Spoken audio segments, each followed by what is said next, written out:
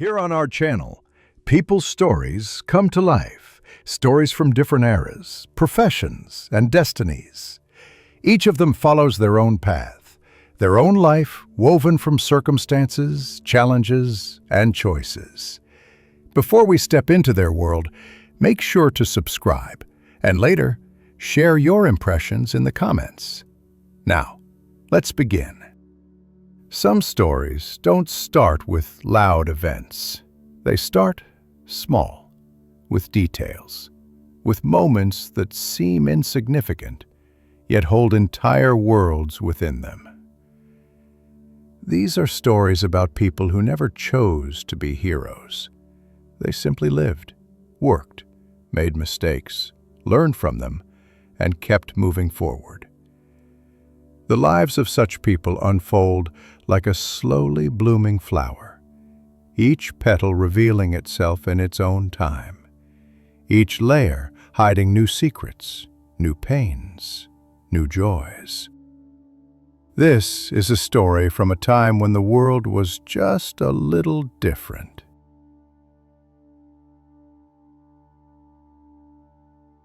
The city of York lay 3 days' journey away, though young Margaret did not yet know its name or the sound of its bells.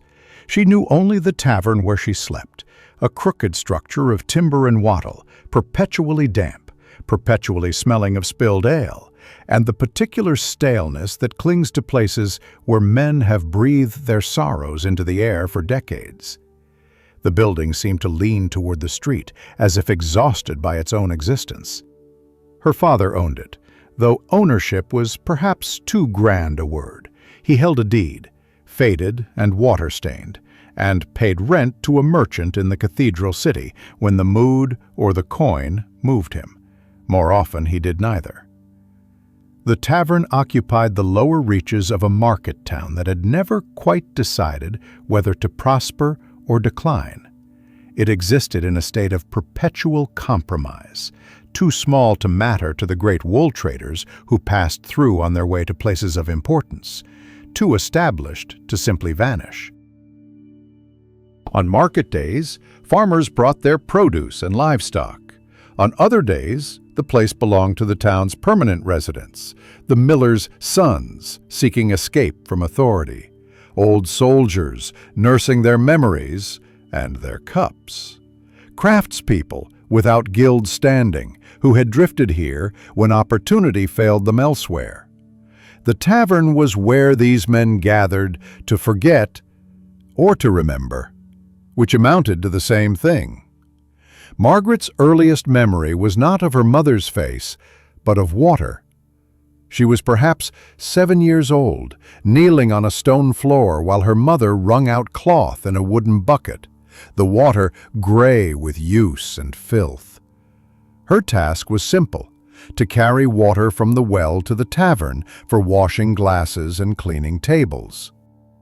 The well stood at the edge of the market square, and the bucket seemed to grow heavier with each passing year, though she understood later that she had simply grown older, and the bucket remained constant in its indifference.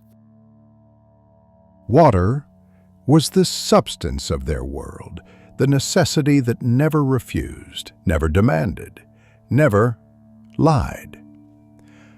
Unlike people, water behaved according to its nature. She came to love this about it. Her mother, Catherine, moved through the tavern with the particular grace of someone who has learned never to waste a motion or a breath. She was a servant in the merchant's house by day and worked in the tavern by night, which meant she never truly rested. Her hands bore the marks of this arrangement. They were cracked and reddened, the fingernails worn thin from constant labor. She wore a simple linen hood that had once been white and was now the color of old cream.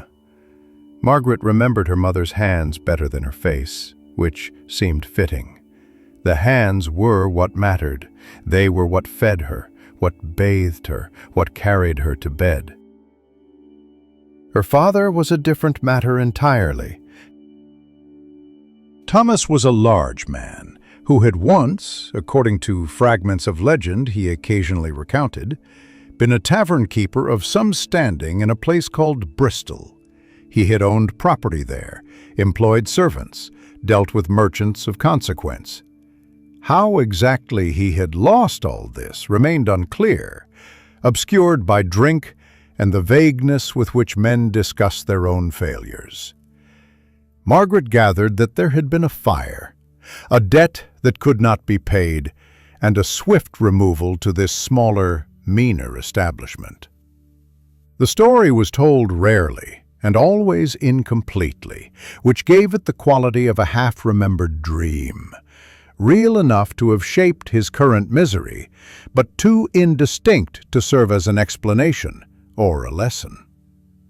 Thomas drank from morning onward, which is to say he drank from whatever hour he managed to wake until the hour he surrendered consciousness. His drinking was not the social thing it was for the customers, a punctuation to labor, a brief escape from the weight of living. For him, it was a constant, a thread running through every day and every action. He would sit in the tavern's corner with a cup before him, and Margaret learned early to judge his state by the angle of his body and the slur in his voice. By midday, he was unreliable. By evening, he was dangerous, in the particular way of men who feel themselves to be victims of an unjust world. He would shout at the customers, accuse them of cheating him, threaten violence he rarely followed through on, and eventually collapse into sleep from which he could not easily be roused. The tavern itself was a warren of small rooms arranged with no apparent logic. The main room, where customers drank and occasionally gambled, held the longest table and several stools that were more comfortable than any furniture Margaret had ever known elsewhere. A back room served as storage for the barrels and casks. A small kitchen, little more than a hearth and a few shelves, occupied the space where her mother spent much of the day preparing the thin stews and bread that supplemented ale as sustenance. Stairs led to the upper story, where the family slept. Margaret and her parents in one room, though Margaret understood even as a child that she was present more by habit than by their desire. A servant girl, when they could afford to keep one, occupied the second room. These rooms were dark and cold, lit only by what light filtered through narrow windows, and smelled perpetually of mold, and something else Margaret could not name, but later understood was despair. The customs of the tavern became the customs of her childhood. She learned to move between the men without drawing attention, to carry cups and plates with the careful attention of someone who knew that breakage brought punishment, to read faces for signs of anger or recklessness. By 10 years old, she was indistinguishable from the other servant children who worked in such places, neither pretty enough to attract dangerous attention, nor tall enough to make full use of her labor, but adequate for the tasks assigned to her. She swept floors that never seemed clean, no matter how vigorously she worked. She washed cups and dishes in water so cold it ached. She brought water, always water, from the well to the tavern, and the weight of the bucket became simply the weight of existence. The church was part of the landscape in the way the sky was. The parish church stood at the center of the town, and from it emanated a constant low hum of authority and ritual that shaped the days without anyone quite acknowledging it. Sunday was the day of obligation, when the family attended Mass. Margaret sat beside her mother on the hard wooden bench, listening to Latin words she did not understand, watching the priest in his vestments move through incomprehensible gestures. The cathedral city, which she had never visited, existed in her imagination as a place of unimaginable grandeur, where the churches must be as magnificent as heaven itself. The priest who served their small parish was an old man named Father Edmund, who seemed to regard the tavern and its inhabitants with a kind of weary compassion. He knew that half his flock was there for reasons other than piety, yet he did not shame them for it. He spoke of forgiveness and redemption in a manner that suggested he did not expect them to take it seriously. It was Father Edmund who first treated Margaret as though she possessed a mind. She was perhaps 12 years old when he discovered her sitting outside the tavern on an afternoon when the work had temporarily paused. He was passing through on some errand related to parish business, and he stopped to speak with her. The conversation was simple. He asked her name, how old she was, whether she attended her lessons. She had no lessons. This seemed to trouble him. He asked whether she could read, and when she replied honestly that she could not, he made a small sound that might have been disapproval or sadness. "You have an observant face," he told her, "a mind that notices things. It would be a waste if it remained entirely dark." She did not know what to do with this comment. No one had ever suggested that what she possessed was worth anything except as labor. The incident with the traveling merchant occurred when Margaret was 13, and though it was a small thing, it taught her something essential about how the world actually functioned. A merchant had come through the town selling fine cloth, silk, and linen of a quality that appeared almost unreal in the context of their shabby market. He had stopped at the tavern for refreshment, and her father had served him ale with an unusual degree of civility. The merchant, after some time, had complained that he had been charged too much. The price her father stated was indeed higher than what was customary. Her father, though drunk, defended the price with angry rhetoric about quality and the cost of maintaining an establishment. The merchant, who was clearly an experienced traveler accustomed to such negotiations, gave up the argument. But as he left, he made a comment to another customer, loud enough to be heard, suggesting that he had been cheated, that the tavern keeper was a dishonest man. Margaret witnessed this exchange from her position near the kitchen. Her father's face darkened with a particular kind of rage, and for a moment she thought he might pursue the merchant into the street. He did not, but he spent the rest of the evening drinking with an intensified purpose, telling anyone who would listen about the slight done to him. The next morning, a constable appeared, a man with a leather belt and an air of mild authority, and spoke privately with her father in the back room. When the conversation ended, her father had paid the merchant some small sum, and the matter was apparently resolved. No one ever explicitly explained what had occurred, but Margaret understood that the merchant had complained to someone of importance, and her father had been forced to concede a point despite being the one who controlled the tavern and the ale. What struck her was not the injustice. She had already absorbed the notion that the world was fundamentally unfair, but rather the realization that there were different grades and hierarchies to unfairness.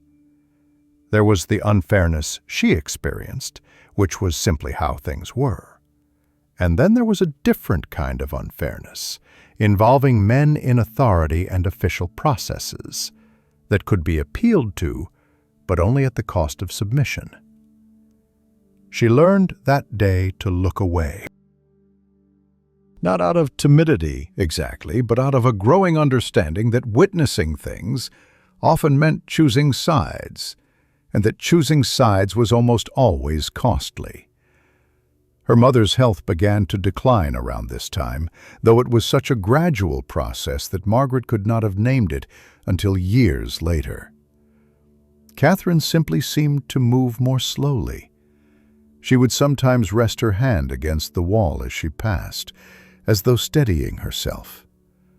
She coughed frequently, particularly in the mornings, a thin sound that seemed to come from a great distance. But she continued to work, continued to move through the tavern with her characteristic grace, continued to do what was necessary. It was only when she collapsed one morning, when her legs simply seemed to refuse to carry her further, that anyone acknowledged something might be wrong. The physician who was summoned, at considerable expense, which her father resented audibly, examined Catherine and pronounced that she had a weakness of the lungs, likely to persist and possibly to worsen. He suggested rest and clean air, as though these were commodities that might be purchased in a market. Catherine returned to her work almost immediately, because rest was a luxury neither she nor the family could afford. Margaret, watching her mother's slow deterioration, felt something harden within herself. It was not quite anger, not exactly determination, but a kind of recognition that the world would take everything from you if you let it, and that the only possible response was to decide for yourself what was worth keeping. She began, around this time, to observe the tavern's business with a different kind of attention. She'd always watched the customers, but now she noticed the transactions.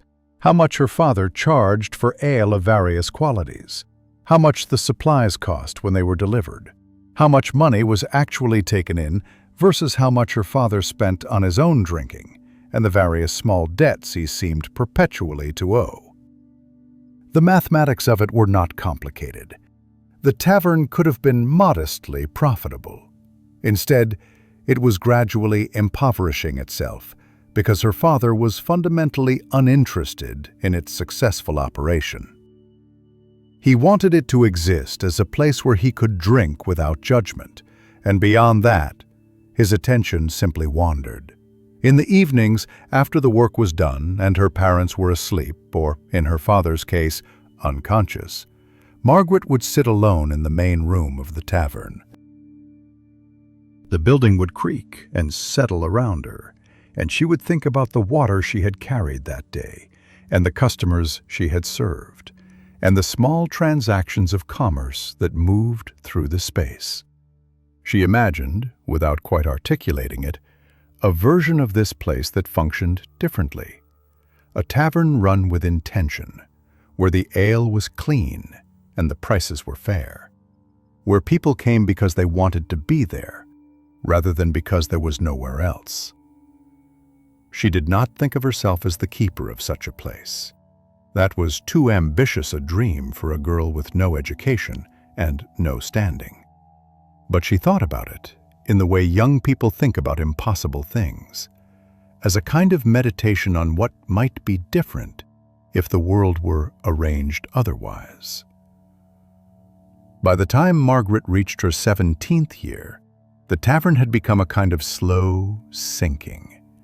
Her father's health was deteriorating in ways that paralleled her mother's, though for different reasons. Where Catherine wasted away from illness, Thomas was destroying himself with deliberation. He seemed, increasingly, to be attempting to drink himself to death, and he was proceeding with a remarkable consistency toward that goal.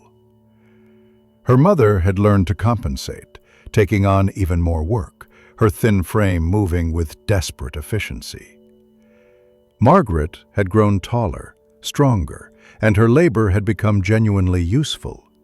She could manage the heavier barrels, could work in the kitchen with some skill, could even be trusted to serve customers with a competence that her father, in his clearer moments, occasionally noticed and approved of. But approval from her father had become a hollow thing. What Margaret craved, without admitting it to herself, was a way out. Not an escape into some impossible fantasy, but simply a path that led somewhere else, to something different. She did not yet understand that the tavern would not release her, that it would mark her forever as someone who belonged to such places, that its smell and its rhythms would become so thoroughly embedded in her being that she could never fully shake them. She only knew that she was young enough still to imagine alternatives, and she held on to this knowledge like someone grasping a rope in dark water. The cathedral city announced itself first through sound. Margaret heard it before she saw it. The constant low tolling of bells that seemed to come from multiple directions at once, each one marking some hour or obligation or commemoration of the sacred. The sound had a weight to it, the accumulated authority of centuries pressing down through the air. When she finally saw the city itself, emerging from the road as the land rose and the buildings began to cluster, she understood that the bells were only the smallest part of what the place contained. The cathedral itself rose like a mountain of stone, impossibly tall, decorated with carvings so intricate they seemed to have been executed by hands other than human. Around it, the city sprawled in crooked streets and timber-framed buildings that leaned against one another like drunken companions. Her father had died on a Tuesday in early spring, which was how Margaret would always remember the season of their leaving. He had simply failed to wake one morning, his body completing what his will had been orchestrating for years. There was a funeral of sorts, attended by a handful of people who had known him in his drinking days and came more out of habit than affection. Her mother had wept, though whether from grief or relief was unclear. Margaret felt primarily a sense of emptiness where some emotion ought to have been, a hollow space that refused to be filled by sadness or anger or even practical concern. Her father's debts, it turned out, were considerable. The merchant who owned the tavern building made it clear that the family's presence was no longer required. They had, perhaps, a week to arrange themselves. Catherine's sister Marjorie lived in the cathedral city and had made a position for herself as a maid in a merchant's household.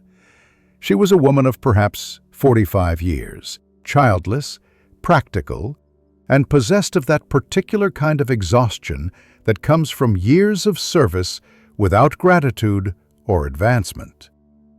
When Catherine wrote to her, a letter carried by a peddler, expensive and uncertain, Marjorie had responded with an offer that was neither generous nor unkind. There was work available in the merchant's household. Catherine and Margaret could share a small room. The wages would be minimal. Marjorie herself had climbed no higher than head servant through decades of labor, but she could at least provide shelter.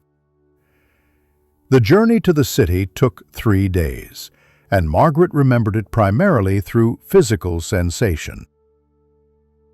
Her feet ached in ways she had not known were possible.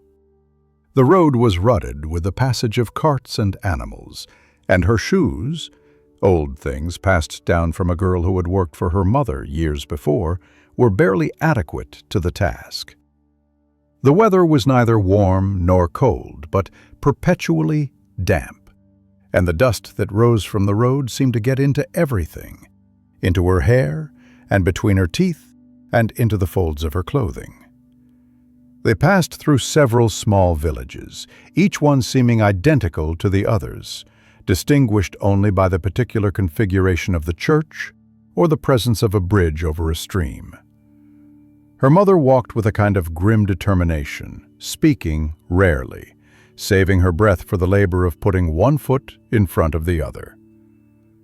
On the second night, they slept in a barn belonging to a farmer who had taken pity on Catherine's cough and offered shelter in exchange for a small sum. Margaret lay in the hay and listened to her mother breathe. The sound labored and thin.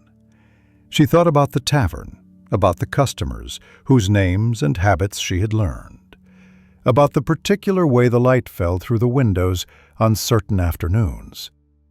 She thought about Father Edmund, who had been kind to her in his distant way, and wondered if she would ever see him again. The thought brought no particular sorrow, but rather a kind of resignation. The priest had suggested that her mind was worth something. But the world had apparently disagreed. Here she was, leaving that small market town with nothing but the clothes she was wearing and the uncertain prospect of service in a city she had never seen.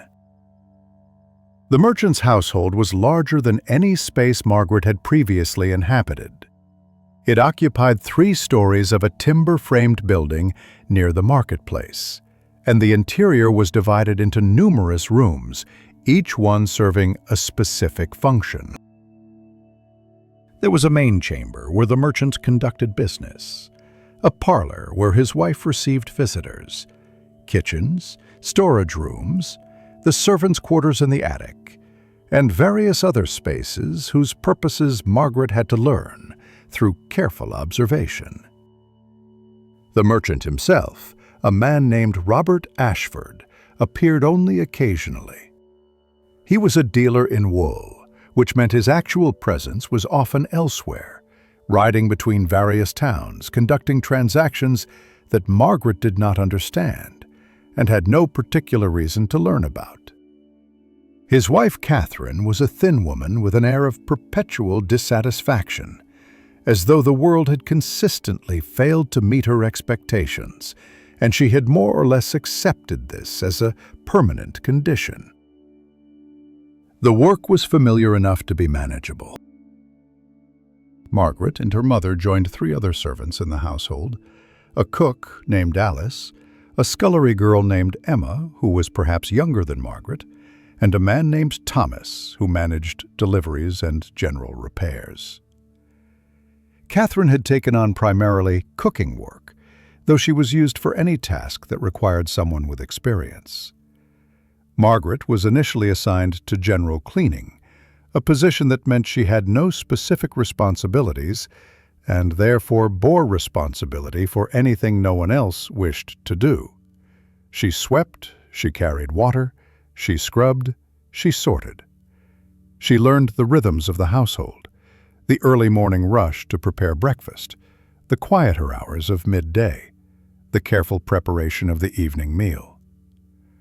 But within this familiar structure, there was something different about working in a household as opposed to a tavern. The tavern had been fundamentally chaotic, shaped by her father's indifference and the unpredictable demands of customers.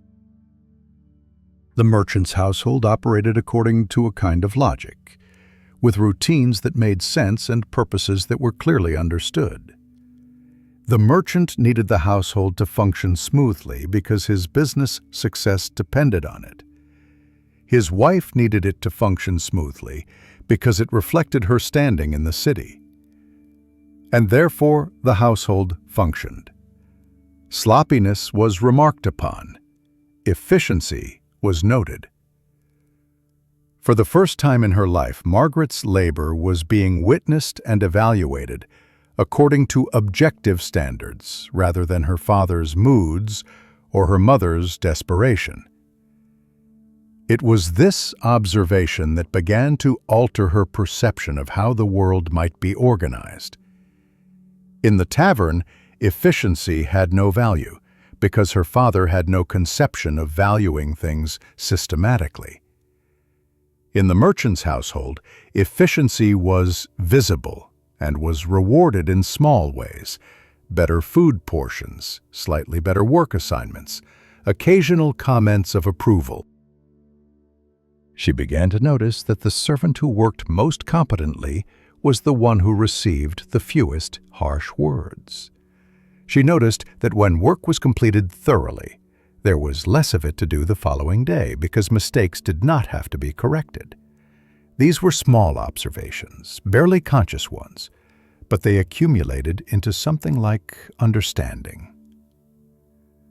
It was Marjorie who first suggested that Margaret might be trained in more specialized work. Marjorie occupied a position of some authority in the household as Mistress Catherine's primary attendant. She handled the mistress's clothing and jewelry, helped with her hair and grooming, and generally served as the primary link between the household's operations and the merchant's wife. One evening, As Margaret was completing her cleaning work, Marjorie appeared with a kind of briskness that indicated she had something specific in mind. "You're wasting yourself on general work," she said without preamble. "You're observant, and you move efficiently. The merchant's household is not so large that such things go unnoticed by those of us who pay attention. I've spoken to Alice about training you in the kitchen. She's agreeable if you're willing to work." The offer represented a genuine change in trajectory. Kitchen work was more skilled than general cleaning, and therefore commanded slightly better status and fractionally better compensation. More importantly, it offered the possibility of developing specific knowledge rather than simply responding to whatever tasks appeared. Margaret accepted without hesitation. The next morning, she began her apprenticeship under Alice's instruction. The cook was a woman of perhaps 50, broad-shouldered and competent, with strong hands that moved through the work of food preparation with a kind of confident grace. She was not particularly warm, but she was fair, and she seemed to view teaching as an obligation she would fulfill correctly rather than grudgingly. Alice taught her the fundamentals of the merchant's household's kitchen: how to manage a fire so that it neither consumed too much fuel nor failed to provide adequate heat, how to prepare various cuts of meat so that they could be used efficiently without waste, how to make broths and stews that would feed multiple people on minimal resources while still maintaining adequate nutrition and palatability. More importantly, Alice taught her the mathematics of provisioning. The household consumed a predictable amount of food per day. Various ingredients cost specific amounts. A careful keeper could stretch resources further than a careless one. These lessons had an almost abstract quality. They were not about the immediate task in front of her, but about the principles that governed how resources moved through systems. Margaret's mother continued to decline during this period. Catherine had developed what Margaret recognized, even with her limited medical knowledge, as a serious affliction of the lungs. She coughed constantly now, and the coughing fits would leave her gasping for breath, as though she had been running or struggling underwater.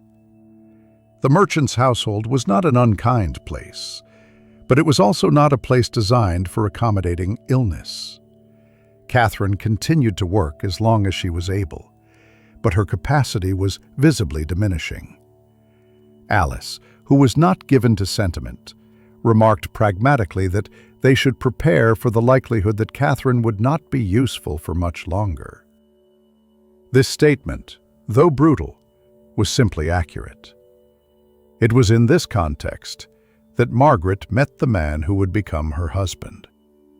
His name was Edmund, a different Edmund from the priest, though the coincidence struck Margaret as significant, though she could not have said why. He was a wool merchant himself, a partner in a trading company that operated under the auspices of the merchant for whom Margaret's mother worked. He was perhaps in his early 40s, a widower with 2 grown children and considerable wealth by the standards of the merchant class. He appeared at the household periodically for business meetings with the merchant, and over time, Margaret became aware that he was observing her with an attention that went beyond the casual notice one might give a servant. His approach, when it came, was direct and practical. Marjorie informed her that the merchant Edmund wished to speak with her, and Margaret's immediate assumption was that she had done something wrong. But when she stood before him in the private chamber where business was conducted, Edmund addressed her without recrimination. He explained that he had noticed her, that she had the bearing and intelligence of someone capable of managing a household, that he was seeking someone to organize his domestic affairs after the manner of an established wife, though without requiring marriage in the formal and religious sense. An arrangement was possible if both parties were willing. Margaret's first reaction was confusion. The proposition was strange in its directness, and its explicit acknowledgement that it was transactional rather than romantic. Edmund seemed to read her uncertainty and continued. He was past the age of seeking romantic passion and had no interest in pretending otherwise. He needed someone to manage his household efficiently. In return, he offered security, status as the respected wife of a merchant, a position of authority in a significant establishment, and the probability of comfortable circumstances. It was, he said, a practical arrangement that could be beneficial to both parties if approached with clear eyes regarding its nature. Margaret considered this proposal in the way she had learned to consider problems, by breaking them into component parts and examining each one. Security was something she had never had. Status was something she had never possessed. Authority was something that had been entirely absent from her life. But these came with a price, which was the necessity of binding herself to a man she did not love, for an indefinite period. She asked him about her mother. Edmund said he had no objection to Catherine being brought into the household and kept employed if she remained capable of work. This was not an act of generosity so much as practicality. A servant who had medical needs would be less useful than one who did not. She accepted his proposal, and they were married quietly by a priest in a ceremony of remarkable brevity, witnessed by Marjorie and the merchant's wife as required by law. There was no festive celebration, no gathering of community. It was transaction formalized into ritual. Edmund was neither unkind nor genuinely kind to her. He was courteous in the manner of someone conducting business with a reliable partner. He expected his household to run smoothly, and when it did, he expressed satisfaction through improved conditions and adequate compensation. When Margaret succeeded in this task, and she did succeed, applying Alice's teachings to the larger challenge of managing Edmund's entire household, he seemed pleased in a restrained way. Catherine lasted perhaps 18 months in Edmund's household before her lungs simply ceased to function adequately. She died on a cold morning in early winter, her breathing having become increasingly labored until finally it stopped altogether. She was perhaps 50 years old, though no one knew her exact age with certainty. Edmund, to his credit, paid for a proper funeral and did not attempt to recoup the expense from Margaret's wages. Margaret experienced her mother's death as a significant absence rather than overwhelming sorrow. Catherine had been a constant presence in her life, but it had been the constant presence of someone struggling to survive, and her death meant the cessation of that struggle. There was something like mercy in it. With her mother's death, Margaret found herself without close family or personal attachment. She was now Edmund's wife in both name and practical circumstance, and her position had shifted from that of servant to that of household manager. Edmund's children, both of them married and living in separate households, had their own establishments to manage and paid little attention to their father's new arrangement. Margaret was responsible for hiring and managing the servants, for managing the household accounts, for ensuring that supplies were adequate and that the property was maintained. It was work of significant responsibility, and it was work she discovered she had a genuine aptitude for. Within a few years of Catherine's death, Edmund's household had become notably prosperous and well-regarded in the city. Merchants of standing would comment favorably on the quality of his hospitality when he entertained business associates. His property was maintained to a higher standard than many in the merchant quarter. The servants working under Margaret's direction were known to be well treated by the standards of the time, which meant that they remained with him longer than was typical, reducing the constant disruption of hiring and training new workers. Edmund, recognizing this success, gradually extended Margaret's authority to include the management of certain business matters. She began to keep his accounts, to organize deliveries of goods, to correspond with suppliers and other business associates on his behalf. But beneath this outward success, Margaret was learning something harder and more important. She was learning that the world operated according to explicit and implicit rules, and that understanding those rules was more valuable than moral conviction or simple hard work. She discovered that the city's tax collectors could be managed through careful gifts and consistent courtesy. She learned that suppliers would provide better prices to those who paid promptly and treated them with respect. She observed that the church's influence could be navigated by making appropriate donations and maintaining visible piety.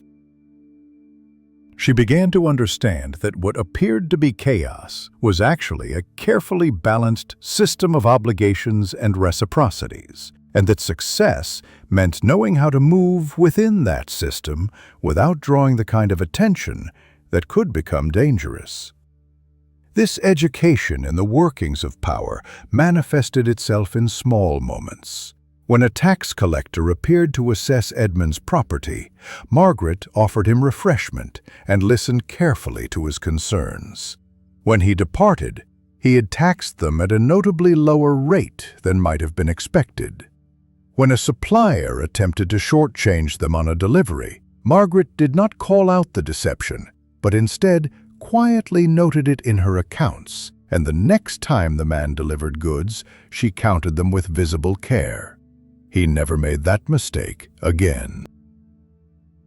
When the cathedral required funds for repairs, Edmund was approached for a donation, and Margaret counseled him to contribute in a way that would be visible to the city's important people, not so much as to suggest wealth he might prefer to keep private, but enough to demonstrate appropriate piety and standing. These observations were never discussed explicitly. They simply accumulated in her understanding through observation and practice. She began to see the tavern of her childhood differently, to understand that her father's failure had not been primarily moral, but practical.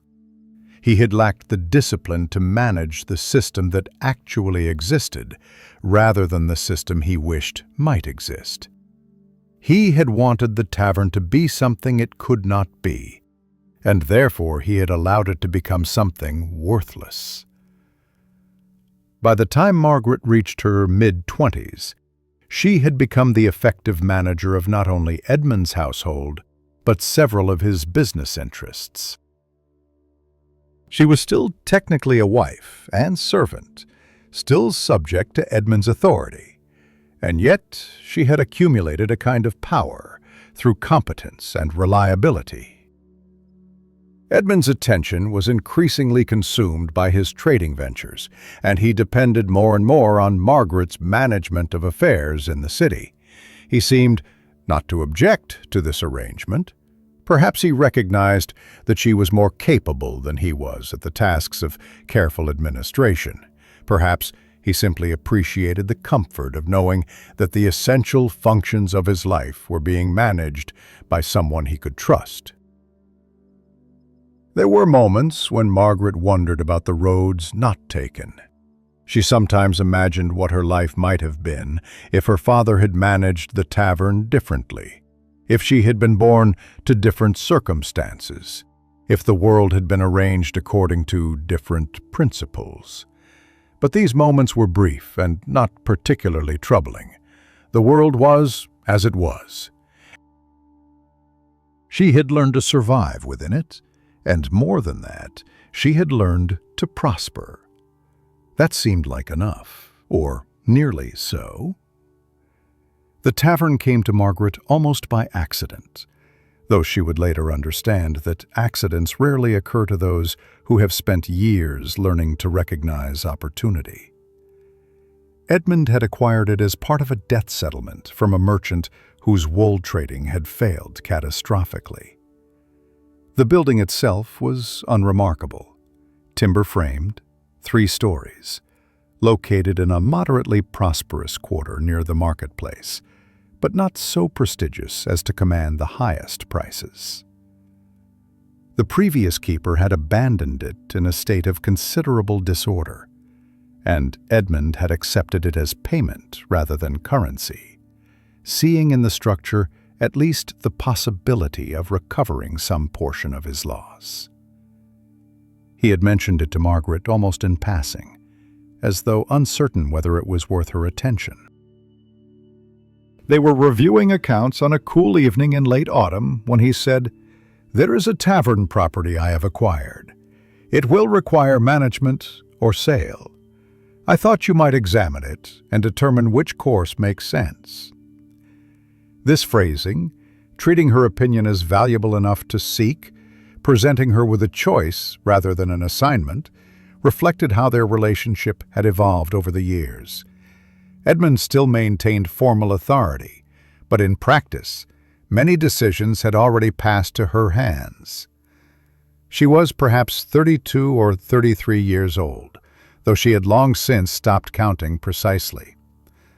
The tavern was called the Grey Swan, though Margaret never discovered the origin of the name, or whether it had any actual meaning beyond serving as a sign to mark the building's purpose. When she first entered it on a gray afternoon in late autumn, the space seemed to hold the accumulated weight of years of indifference. The main room was dim, lit poorly by a window whose shutters had warped and no longer closed properly. The tables were rough-hewn wood, scarred by years of use and neglect. The bar, a simple wooden counter, was stained with spilled liquids that had never been properly cleaned. Behind it, a few bottles and glasses sat in disarray. The air smelled of stale ale, smoke, damp wood, and something underneath it all that Margaret recognized as resignation. She walked through the space slowly, observing without immediately making judgments. This was a technique she had learned, to observe first, to allow the details to accumulate in her mind before attempting to organize them into understanding. The back room held barrels and casks in various states of repair. Some were sound, others had developed seams that wept liquid. The kitchen was barely worthy of the name. A hearth, a few shelves, a minimal collection of tools. The upper floors held storage, and 2 rooms that might have once served as sleeping chambers for the keeper and an assistant. Everything was dusty, everything was worn, and yet nothing was fundamentally damaged beyond repair. What struck Margaret most forcefully was not the physical state, but the absence of order. She had spent enough years now learning how to organize spaces and people that she could almost perceive order as a physical substance, something that could be introduced into a space the way one might pour water into a vessel. This tavern had no order. It had been allowed to fall into a state of random accumulation, and that randomness had a kind of weight to it, making everything feel heavier and more difficult than it actually was. She returned to Edmund that evening and told him that the tavern could be made profitable, but only if it were approached as a genuine business rather than as a mere place to sell ale. It would require capital for repairs and supplies, for hiring competent workers, for establishing reliable sources of inventory. It would require management of a kind that could not be delegated to someone without understanding of how these establishments functioned. In other words, she said directly, it would require her attention. Edmund considered this for a long moment and then asked what she required in order to undertake the task. She listed what she needed: authority to make decisions regarding hiring, pricing, and operations, a portion of any profit generated, and the understanding that she would be running the business, not simply managing it on behalf of someone else. Edmund's response was characteristically pragmatic. "Then you shall have those things. I have no use for a tavern that does not profit. If your conditions result in profit, the arrangement is sound. If they do not, the loss is bearable given what I have already invested." The transformation of the Gray Swan was not rapid, but it was comprehensive. Margaret first hired workers, a cook whom she recruited from another establishment, promising better wages and more predictable work. 2 serving people, a man and a woman, both of whom had worked in taverns before and understood the rhythms of the trade. A cleaner who came during the day and carried out systematic work of restoration. She oversaw the replacement of damaged barrels, the repair of the kitchen's equipment, the thorough cleaning and organization of every space. She established relationships with suppliers, the brewer who provided ale, the baker who supplied bread, merchants who could provide meat and other provisions. She calculated prices based on careful observation of what other taverns in the city charged, adjusted for the quality of her establishment. But the most important work was less tangible. She established routines. The tavern would open at midday and close after the evening meal. Customers would be served consistently, fairly, and with visible attention to their needs. The establishment would be scrupulously clean, which was uncommon enough in places of this kind to be notable. The ale would be of good quality and consistently so. The prices would be clearly communicated and would not vary based on whether a customer was perceived as wealthy or desperate. These policies were not motivated by moral conviction but by cold calculation. Customers would return to a place where they were treated predictably and fairly, and regular customers generated predictable income. Within months, the Gray Swan had transformed from a space of disorder into something recognizable as a successful business. The initial clientele consisted largely of merchants and craftspeople, people who had enough coin to afford consistent patronage and who appreciated the reliable quality of the establishment. Gradually, a reputation developed. The tavern became known as a place where you could get good ale, reliable food, and service that was neither obsequious nor hostile. It became known as a space where disputes were rare because the proprietor maintained order through the simple expedient of treating everyone according to the same standards. Margaret spent much of her time in the tavern, particularly in the early stages. She was present during the busy hours, observing the flow of customers, noting who came regularly, understanding the rhythms of demand. She learned the names of the frequent patrons and something of their circumstances, not from intrusive questioning, but from the attentive listening that came naturally to her. A mason who came weekly to discuss upcoming projects, a scribe from the cathedral administrative offices who frequented the tavern on days when he had finished his work early, a group of wool merchants who would gather in a corner to conduct business over ale, a widow who worked as a seamstress and came alone for a cup in the late afternoon. But there was also something else she observed during this period, something that would prove more significant than the simple mechanics of running a successful business. She observed power in all its various manifestations. She noticed which patrons the constable treated with deference. She observed which merchants were treated with particular respect by other customers. She recognized the subtle hierarchies that determined who was listened to and who could be safely ignored. She watched how the church's representatives moved through the city, noting how their authority manifested itself not through force, but through the general assumption that they possessed a kind of automatic legitimacy that other people did not. And she began, without precisely articulating it to herself, to understand something about her own position. She was now a woman of independent means, with a successful business and connections throughout the merchant quarter. She was still technically subject to Edmund's authority. The tavern was his property, and she managed it on his behalf. And yet, in practical terms, she had become a person of some standing. Merchants would ask her advice on matters related to commerce. Other tavern keepers sought her counsel on how to improve their establishments. The constable treated her with a kind of professional courtesy that suggested he regarded her as someone worth maintaining good relations with.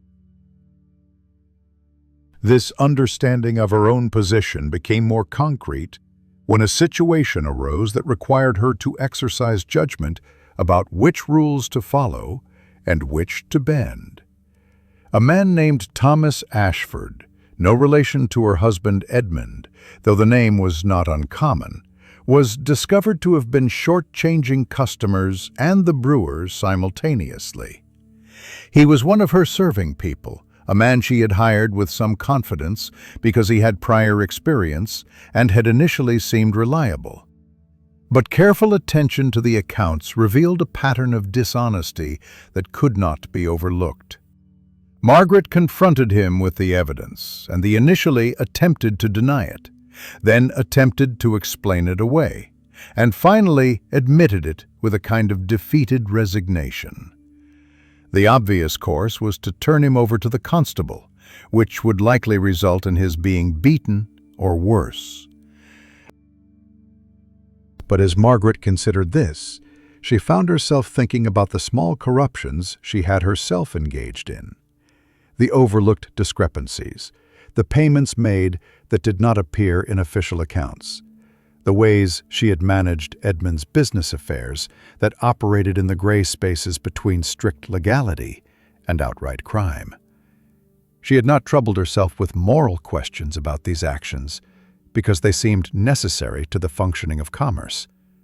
But now, faced with someone who had acted dishonestly toward her, she found herself considering whether the correct response was punishment or something more nuanced. She dismissed Thomas, informed him that she would be reporting the matter to Edmund, and told him that he should leave the city quickly if he valued avoiding worse consequences. When Edmund learned of the incident, he asked what she had done and what she recommended. She explained the facts and then told him that she had not contacted the constable.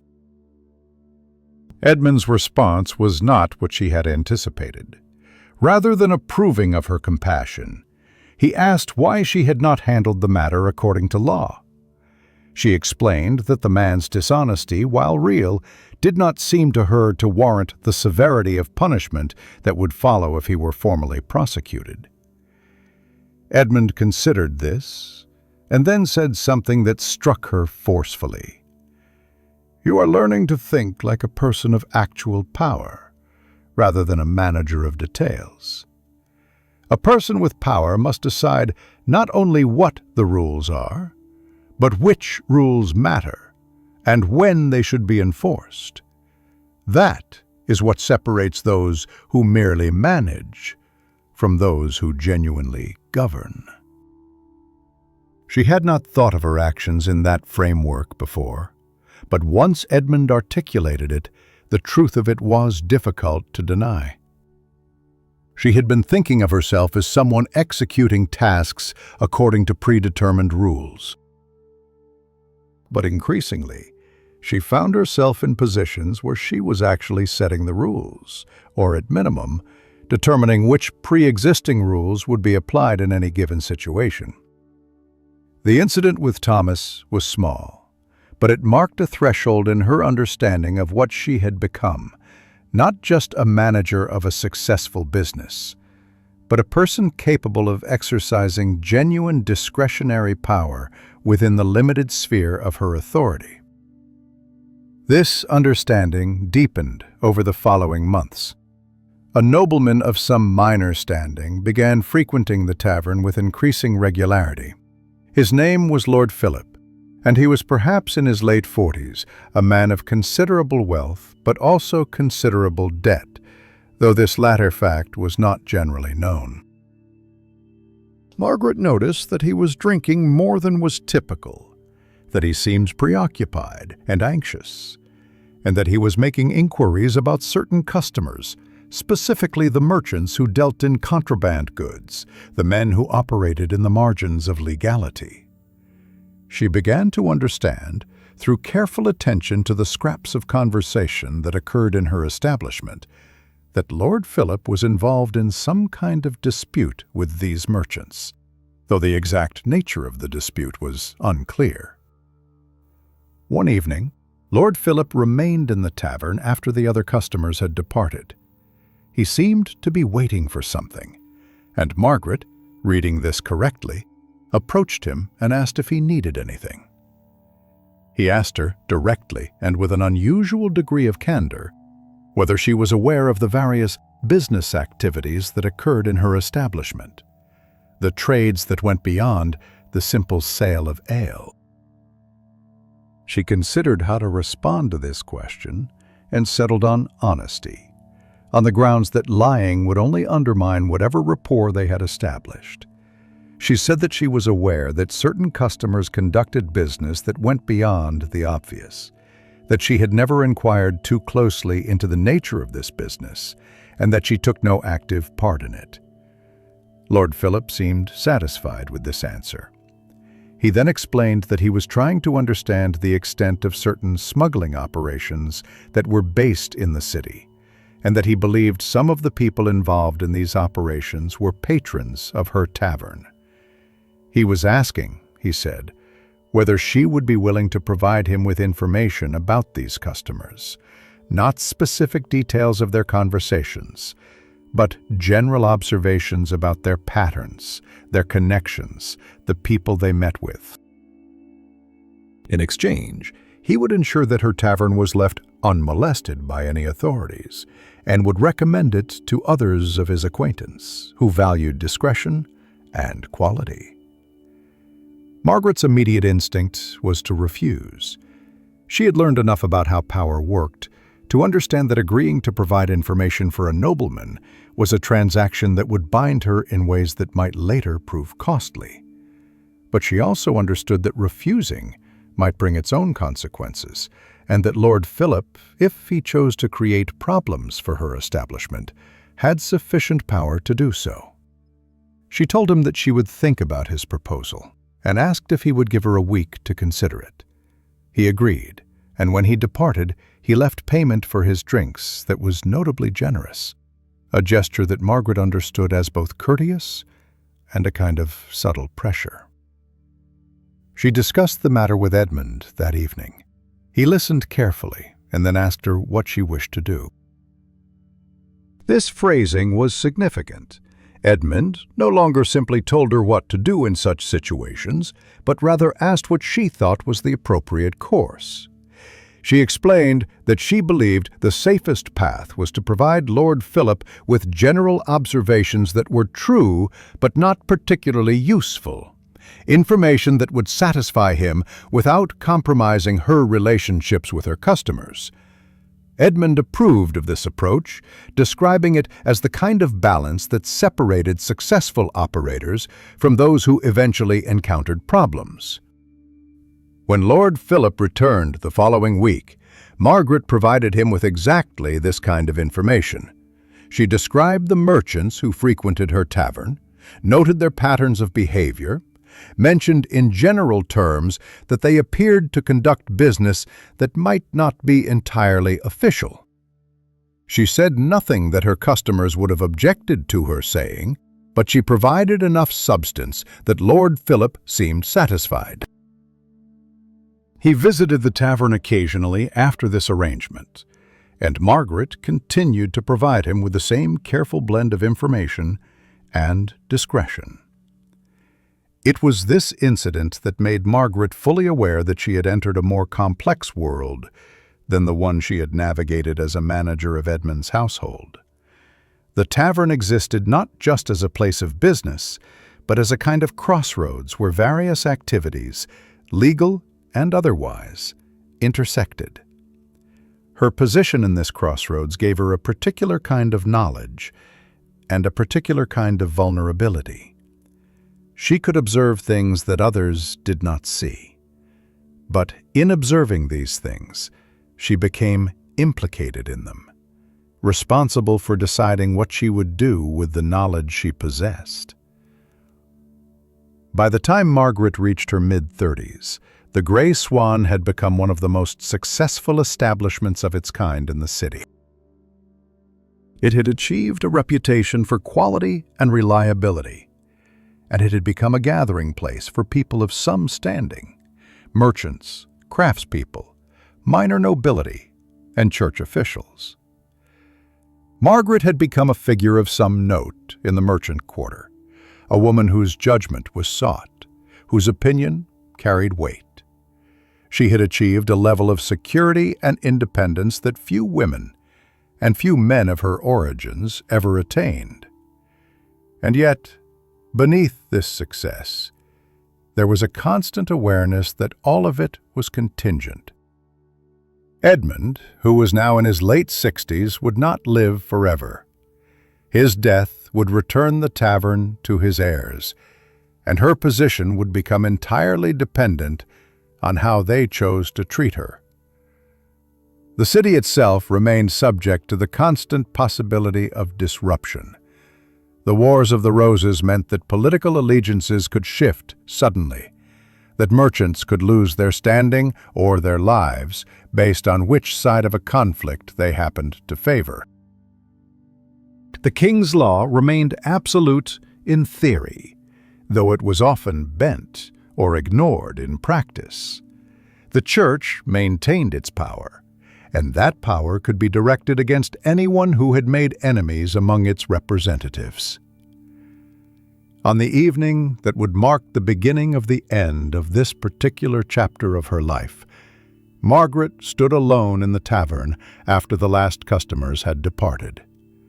The space was clean and orderly, the fires banking low for the night, the tables wiped down and ready for the following day.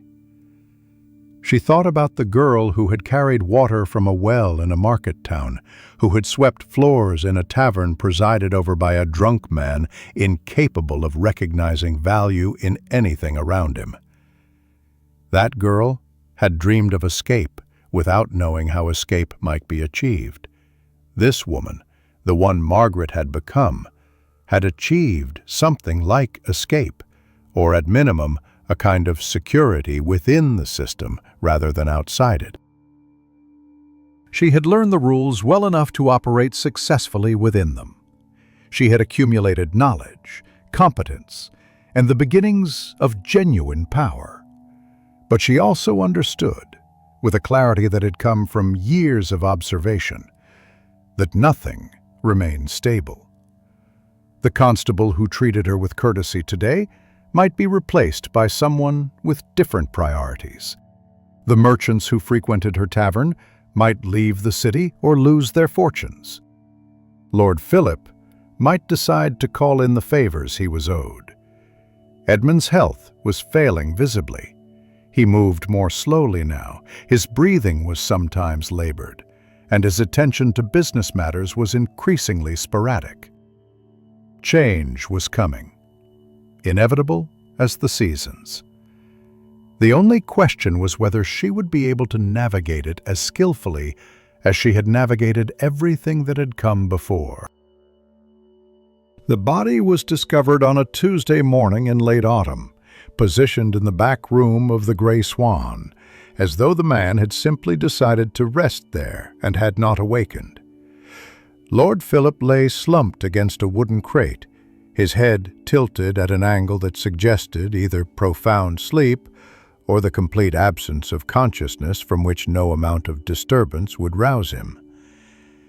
His face had taken on the waxy pallor that Margaret had learned to recognize as the appearance of death. The slight contraction around the mouth, the dullness that had replaced whatever animation had existed moments or hours before. There was no obvious wound, no sign of violence, no indication of how or why a man of considerable standing had come to be dead in her tavern.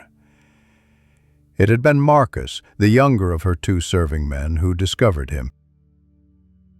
Marcus had gone to the back room to fetch supplies for the morning cleaning, and had returned to the main room with a kind of urgent, barely controlled panic that characterized someone who had encountered something fundamentally wrong.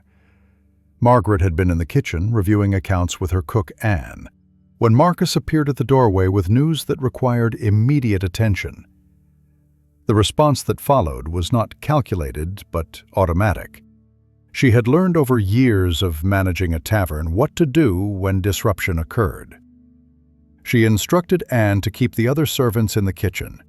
She went to examine the body herself, confirming what Marcus had reported. She then, with a steadiness that surprised even herself, sent Marcus to fetch the constable. The constable who arrived was a man named William, roughly 50 years old, competent in the manner of someone who had held his position long enough to understand its requirements, without possessing any particular passion for the work. He examined the body with professional efficiency, touching nothing, simply observing. He then turned his attention to Margaret and began asking questions. Had she been present when Lord Philip arrived? What time had he come to the tavern? Who had been serving him? Had he appeared ill or distressed? Had there been any argument or dispute? The questions were direct and reasonable, and Margaret answered them carefully, providing only what she had directly observed or could verify. She explained that Lord Philip had arrived in the early evening, as he had on several occasions over the past months. He had been served ale by Marcus. He had occupied his usual table in the main room for perhaps 2 hours, during which time he had consumed 3 cups of ale and had appeared preoccupied but not unusual in his manner. Around the time the tavern was closing, perhaps an hour after darkness had fallen, he had asked if he could remain in the back room for a short time, saying that he was waiting for someone who had indicated they might meet him there. She had granted this permission, as she had done on previous occasions when customers had requested privacy for business discussions. She had not seen him again after he had gone to the back room, had not known anything was wrong, until Marcus had discovered the body this morning. The constable listened to all of this without interrupting, and then asked to speak with Marcus. Margaret brought the boy forward, and William questioned him as well, receiving substantially the same account. The constable then asked to examine the back room thoroughly, and Margaret provided him with a candle and left him to his inspection. When he emerged, perhaps a quarter hour later, he had reached no obvious conclusions about what had caused Lord Philip's death. There was no apparent poison, no wound, no indication of violence. The most likely explanation William offered was that the man had suffered some kind of sudden ailment, a failure of the heart perhaps, or a stroke of the kind that sometimes took people without warning. But then he added a qualification that changed everything. He said that he would need to speak with the city's physician to determine whether there had been anything suspicious about the death, and that in the meantime the tavern would need to remain closed pending investigation. He explained that a death of a man of Lord Philip's standing, occurring in her establishment, required more than simple acceptance of an obvious explanation. There would be questions from various authorities. There would be inquiries. The tavern would need to be secured, and Margaret would need to remain available for further questioning. This pronouncement landed on Margaret like a physical weight. She understood instantly the implications. A closed tavern was a tavern that generated no income. A tavern under investigation was a tavern whose reputation suffered damage that might prove permanent. An investigation into a death, no matter how innocent the actual circumstances, created opportunities for enemies to cause harm and for competitors to benefit. She had thought carefully about how to manage most situations, but this one had introduced an element entirely outside her control. The physician, when he arrived later that day, proved to be a man of perhaps 60 years, educated at one of the universities, with the particular confidence of someone whose expertise was officially recognized by institutions of authority. He examined Lord Philip's body with considerably more thoroughness than the constable had managed, checking the eyes, the mouth, the position of the limbs. He examined the contents of the back room, asking questions about what had been stored there and whether anything appeared to be disturbed. After completing his examination, he conferred quietly with the constable, and the two of them seemed to reach some kind of agreement about what they had found, or, more precisely, what they had failed to find. The physician's conclusion, when he finally addressed Margaret directly, was that there was nothing obviously untoward about the death. Lord Philip appeared to have been in adequate health prior to the event. There was no evidence of poisoning that he could detect. The positioning of the body suggested that the man had simply collapsed where he sat, which was consistent with a sudden failure of some bodily function. However, the physician added carefully, the absence of obvious cause for death did not necessarily mean that no foul play had occurred. There were methods of causing death that left no obvious marks, and without more thorough examination, which would require opening the body, a procedure that was not common and would require special permission, one could not definitively rule out such possibilities. This last statement transformed the entire situation. The constable's demeanor shifted slightly, becoming more formal, more official. He informed Margaret that the tavern would remain closed pending further investigation. He asked her to provide a list of everyone who had been in the establishment the previous evening. He asked her to account for her own movements throughout the day and evening. He asked about Lord Philip's relationships with other patrons, whether he had any known enemies, whether he had been engaged in any disputes. The questions themselves were reasonable, but their cumulative effect was to position Margaret as a potential suspect rather than simply a witness to an unfortunate event. Over the following days, as the investigation proceeded, Margaret began to understand how quickly circumstances could deteriorate. Rumors spread through the merchant quarter with the speed of fire through dry wood. A nobleman had died in her tavern under mysterious circumstances. Some whispered that she had poisoned him, either as a robbery gone wrong or as an act of revenge for some unknown slight. Others suggested that he had simply been one of several people who had died under suspicious circumstances in her establishment, implying a pattern that did not actually exist. A few suggested that she was part of some larger conspiracy, using the tavern as a cover for criminal activities far more serious than simply selling ale. The constable requested that she provide him with a complete accounting of every customer who had been in the tavern on the evening in question. She did so, drawing on her careful records and her own memory. She named perhaps 30 people, including several merchants of standing, a few members of the church, a handful of craftspeople and servants. The constable began speaking with these people, and Margaret waited with increasing anxiety to see how they responded to his inquiries. Most, she learned later, confirmed what she had told him. But a few, and this was the crucial fact, offered additional information that complicated the picture. One merchant revealed that Lord Philip had been engaged in a significant dispute with another merchant regarding the ownership of certain lands. Another suggested that the deceased had been deeply in debt and that several of his creditors had been growing impatient. A third mentioned that Lord Philip had been involved in dealings with the cathedral that had become somewhat strained, something to do with funds that should have been transferred but had somehow gone astray. Each of these revelations, taken individually, meant little. Taken together, they suggested that Lord Philip had been a man with enemies, a man whose death, whether natural or otherwise, would resolve various problems for various people. It was in the midst of this investigation that a young man named Thomas appeared at the tavern.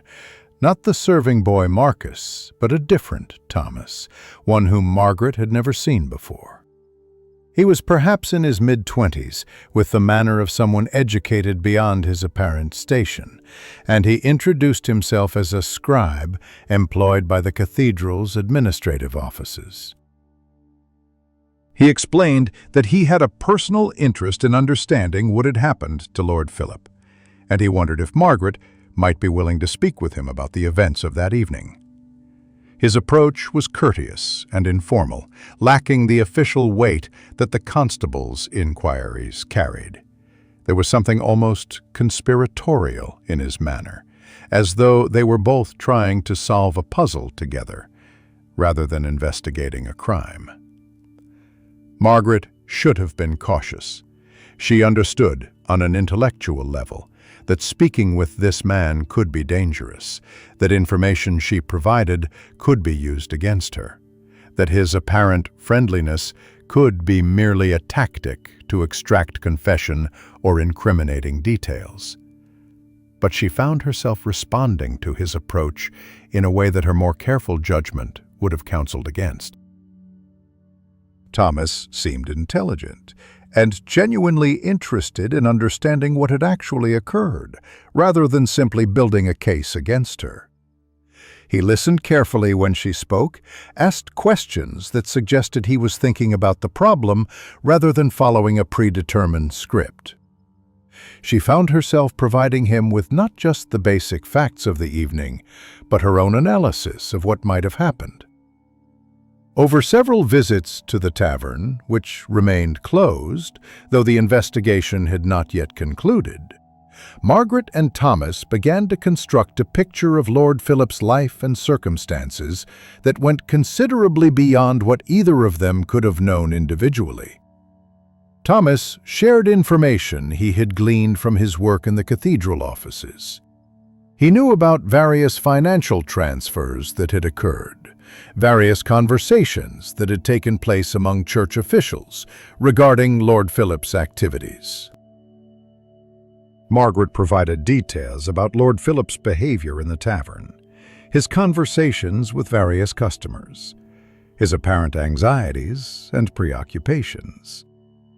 Together, they began to perceive the outline of a much more complex situation than a simple death from natural causes.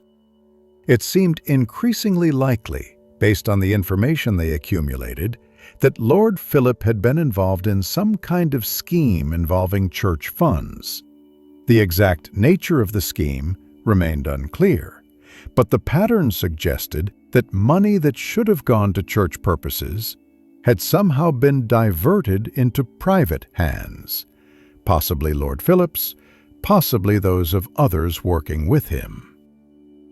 There had been an audit or an investigation, and Lord Philip had apparently known that his activities were going to be exposed. This knowledge seemed consistent with the anxiety and preoccupation that Margaret had observed in his behavior immediately before his death. But whether this knowledge of impending exposure had led to suicide, or whether it had given someone else motive to murder him, removing a problem before he could testify or create further complications, remained unknowable. The physician had determined, after additional consultation with the church's own learned men, that while death from natural causes remained possible, so did death by means of administration of certain substances that would be difficult to detect after the fact. The investigation seemed to reach an impasse. There was no definitive evidence of murder, but there was also no definitive evidence that the death had been natural. It was at this point that something changed in the investigation's trajectory. The constable appeared at the tavern and informed Margaret that the church had requested that the investigation be concluded without further delay. The death had been preliminarily determined to be from natural causes, he explained, though without absolute certainty. Lord Philip would be buried with appropriate ceremony, and the matter would be considered closed. The tavern could reopen immediately. There would be no formal charges, no ongoing investigation, no official conclusion of foul play. Margaret understood on hearing this news that someone with significant power had decided that the investigation was to end. The church's intervention suggested that their interests were served by this conclusion, either because they were genuinely confident that the death had been natural, or because they preferred the matter to be closed rather than fully explored.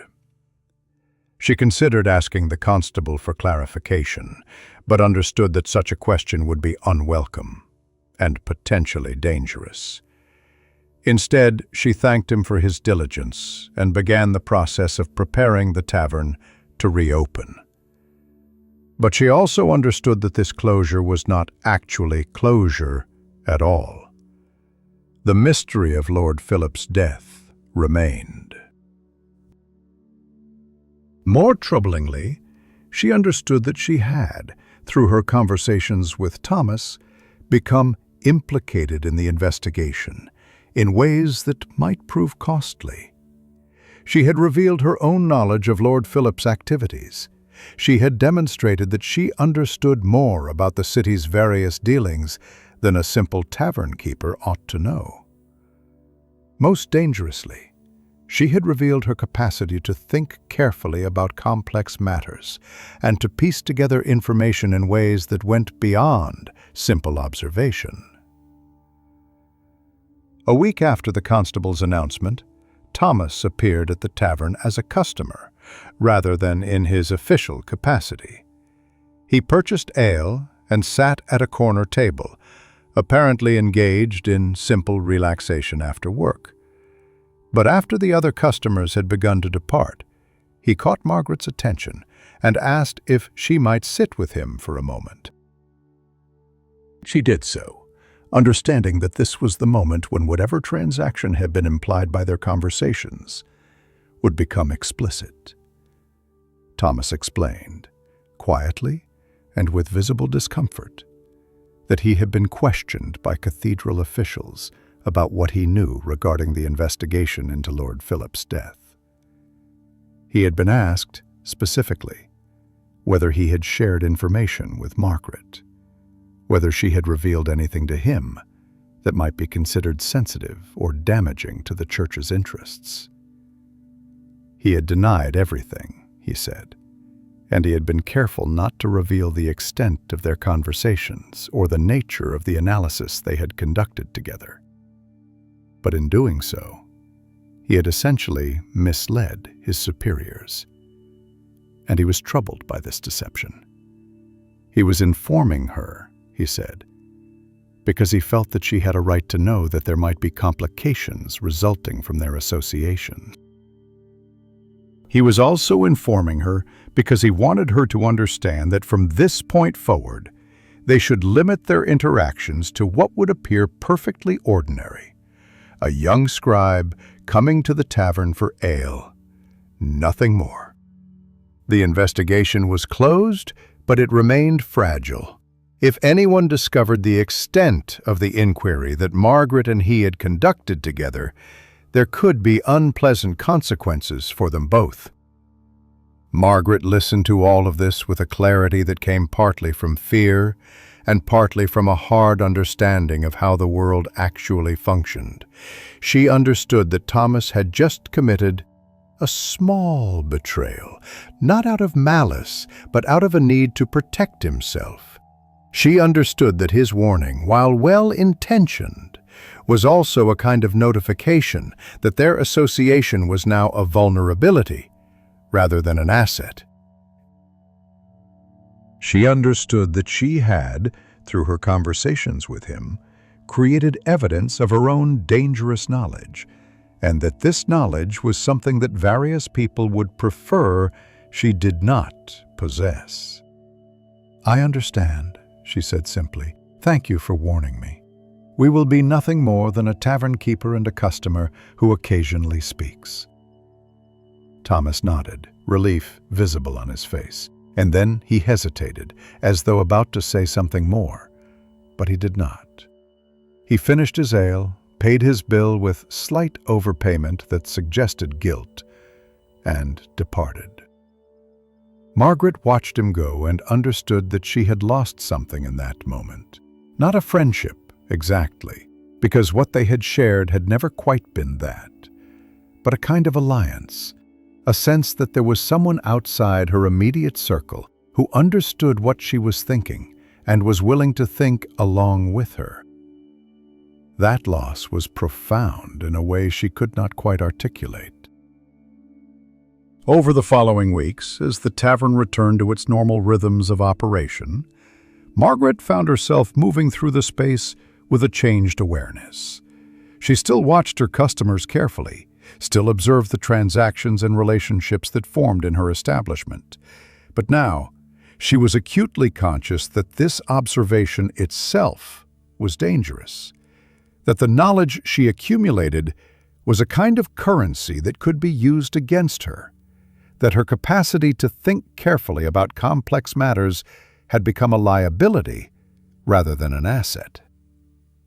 Edmund noticed the change in her demeanor. He asked, with the directness that had become characteristic of their later conversations, whether the investigation had troubled her more than she had initially indicated. She considered lying, and then decided against it. She explained that the investigation had revealed to her certain things about how power actually functioned in the city, and that this revelation had created anxieties she had not previously felt. Edmund listened, and then he said something that stayed with her for months afterward. "Knowledge that cannot be safely shared is a burden rather than a gift. You have learned something dangerous. The question now is whether you will learn how to carry it without letting it destroy you." The winter that followed Lord Philip's death was unusually harsh, with snow arriving early and remaining long into spring, transforming the city into a landscape of white and gray that seemed to reflect the general mood of caution and constraint that had settled over Margaret's life. The tavern had reopened and had gradually returned to apparent normalcy. Customers resumed their patterns of visits. Business proceeded as it had before. The rhythms of service and payment and consumption continued without interruption. And yet, something fundamental had shifted, not in the external circumstances, but in Margaret's internal experience of those circumstances. She moved through her days with practiced efficiency, but there was now a quality of performance to her actions, as though she were observing herself from a distance, watching a woman who knew how to manage a tavern behave in exactly the manner that such a woman should behave. The investigation into Lord Philip's death had officially concluded, but it had not truly ended. It had simply transformed into a different kind of ongoing concern, one that existed without formal structure or official designation. Word had spread through the merchant quarter that Margaret's tavern had been the location of a nobleman's death, under circumstances that remained ambiguous. Some people interpreted this as evidence of danger and began to frequent other establishments. But others, those with more complex relationships to authority, Those whose business existed in the margins of legality seemed to view the incident as evidence that the tavern's proprietor was someone who could be trusted to handle delicate matters discreetly. The result was an odd kind of reputation. The tavern became slightly less popular with ordinary people and slightly more popular with those whose patronage was less straightforward and more valuable. Margaret observed this shift without comment and adapted to it without resistance. She made small changes, adjusting the arrangements of tables to provide more privacy for conversations, hiring additional staff to ensure that serving people could attend to customers without hovering or listening too closely, maintaining an atmosphere of professional discretion that went beyond simple politeness and became almost ritualistic in its consistency. She understood, without needing to articulate it explicitly to herself, that she was essentially facilitating certain kinds of activity that existed outside official sanction, and that her role was to provide the space in which such activity could occur without drawing unwanted attention. It was in this context that Edmund's health declined precipitously.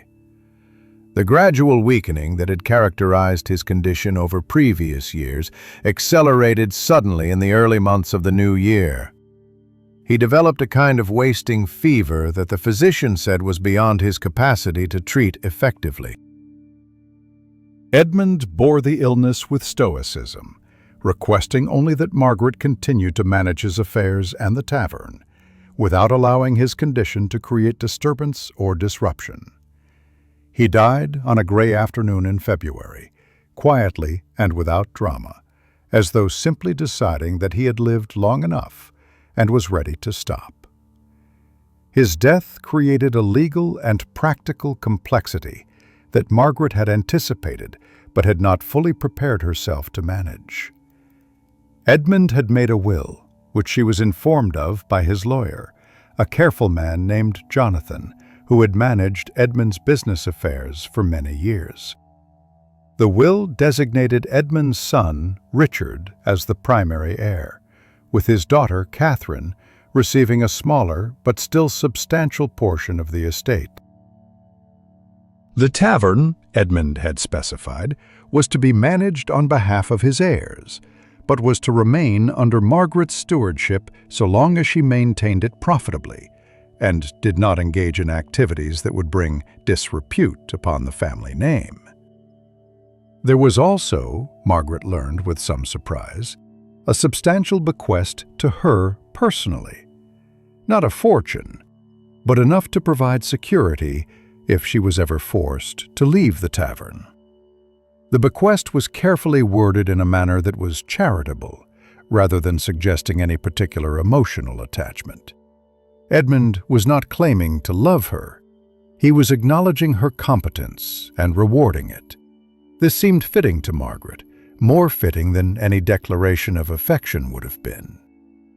Edmund had offered her security and position in exchange for competent management of his household and his business. She had provided that service.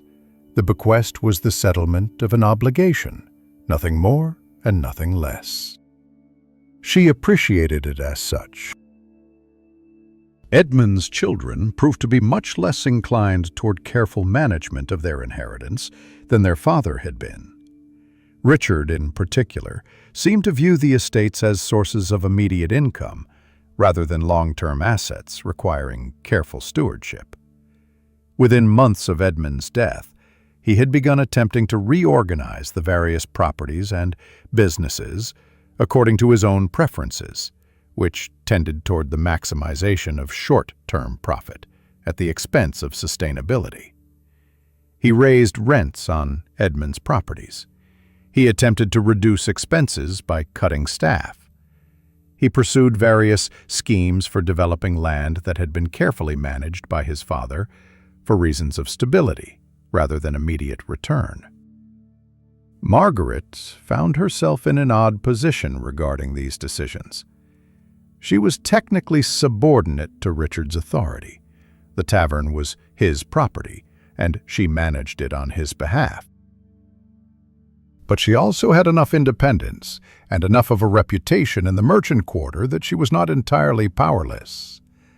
When Richard attempted to impose certain policies on the tavern that Margaret believed would be damaging to its long-term profitability, she was able to push back, to argue her case, to suggest alternatives. Richard, to his credit, was not entirely unreasonable. He wanted profit, and if Margaret could demonstrate that a particular course of action would reduce profit, he was usually willing to consider alternatives. But there was a kind of strain in these interactions, a constant low-level conflict that had not existed during Edmund's time. Margaret began to understand that she was working on borrowed time, that her position in the tavern was increasingly dependent on Richard's continued willingness to be managed by someone he regarded as a servant.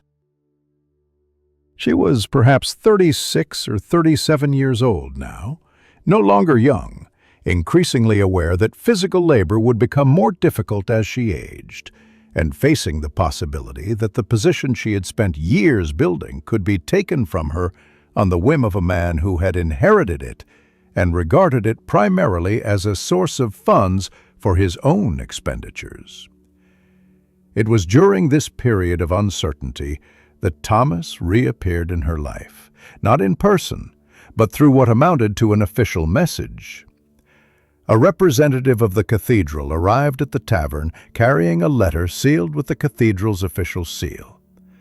The letter was addressed to Margaret and requested her presence at the cathedral administrative offices on a specified day on a matter of some importance.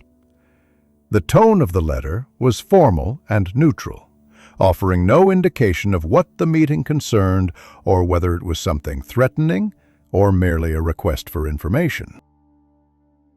Margaret's first impulse was fear. Her second was calculation. She considered whether refusing the summons was possible. She concluded it was not without creating far greater problems. She considered whether she might send someone else in her place. This, too, would be seen as disrespectful or evasive. She decided to attend the meeting and to prepare herself for whatever might occur by reviewing in her mind the events of the past months, looking for anything that might have come to official attention and become cause for concern. The cathedral administrative offices were located in a stone building adjacent to the cathedral itself, a place of efficiency and order that seemed designed to manifest the church's capacity for organization and authority. Margaret was escorted by a young clerk to a chamber where she found not one, but 3 people waiting for her. The first was a cardinal's secretary, a man of perhaps 60 years, with the bearing of someone who had spent decades navigating the complexities of church bureaucracy. The second was a church lawyer, a younger man with the particular sharp intelligence that characterized those trained in the interpretation of canon law. The third person was someone Margaret recognized immediately, a bishop of some standing in the cathedral hierarchy. The cardinal's secretary explained, with practiced courtesy, that the church had become aware of certain activities that were believed to be occurring in establishments within the city, including her tavern. These activities, while not explicitly illegal, existed in a legal gray area that required clarification. The church had an interest in understanding precisely what sorts of commerce and conversation occurred in these establishments, and they believed that Margaret, as someone of evident intelligence and standing in the merchant quarter, might be able to provide useful information regarding these matters. What followed was a conversation that maintained the appearance of civility, while containing within it a clear assertion of power. The bishop explained that the church had various obligations regarding the moral welfare of the city's residents, and that certain activities that occurred in commercial establishments could be considered matters of concern from a pastoral perspective. The church lawyer elaborated on the legal frameworks that governed these matters, explaining in technical language the various ways in which commercial activities could cross from the legally tolerable into the legally problematic. The cardinal's secretary returned to the original point. Margaret's cooperation in providing information about what occurred in her tavern would be valued, and the church would remember such cooperation when making decisions about various matters that might affect her establishment and her position in the city. Margaret listened to all of this with the careful attention of someone who has learned that the explicit content of what is being said is often less important than what is being implied. What was being implied, quite clearly, was that the church had knowledge of activities occurring in her tavern and was offering her a choice: cooperate with their information gathering or face consequences that were not spelled out but were clearly present in the subtext of the conversation. The consequences might include difficulty obtaining supplies, problems with official inspections, complaints to the city authorities, or even formal charges of some kind related to the activities that were occurring in her establishment. She considered her position carefully before responding. She understood that she could refuse, but that refusal would accomplish nothing except to make herself an enemy of an institution with considerable power. She understood that she could attempt to claim ignorance, that she knew nothing of any suspicious activities in her tavern, but that this claim would be transparently false to the people she was speaking with. And false claims made to church officials had their own consequences. What remained was the possibility of negotiation, of finding a framework in which she could provide information without fundamentally compromising her position with her customers or destroying the trust that had been gradually built over years. "I am a tavern keeper," she said carefully. "My establishment is a place of business. People come there to drink and to conduct conversation. I have always believed that my role is to ensure that the ale is good and the atmosphere is conducive to commerce of various kinds. I do not inquire closely into the specifics of what my customers do or discuss. This has always seemed to me to be appropriate discretion." The bishop, who had been largely silent until this point, leaned forward slightly. "We are not asking you to betray confidences or to become an informant in the common sense. We are asking you to observe what you already observe and to share general information about patterns and activities that you perceive. For instance, if you were to notice that certain individuals were engaging in activities that seemed related to the smuggling of goods, it would be useful for the church to know that such activity was occurring in that location. Not the specifics of what was being smuggled or who was involved, but the general fact that such commerce seemed to be taking place." Margaret understood that this was the bishop's attempt to make the request seem reasonable and limited in scope, but she also understood that what he was describing would, in practice, require her to engage in a kind of ongoing intelligence work on behalf of the church. Once she began providing general information about patterns and activities, the requests would almost certainly become more specific, more demanding, more intrusive. She was being asked to cross a threshold, and once crossed, that threshold could never truly be recrossed. But she also understood that refusing was not a viable option. She therefore engaged in what she had become quite skilled at, appearing to accede while actually reserving significant discretion in the implementation of what she had apparently agreed to. She explained that she would be happy to be helpful to the church's legitimate interests. She noted that she would need to be careful not to damage her business by appearing to be an informant, as this would discourage customers from coming to her establishment.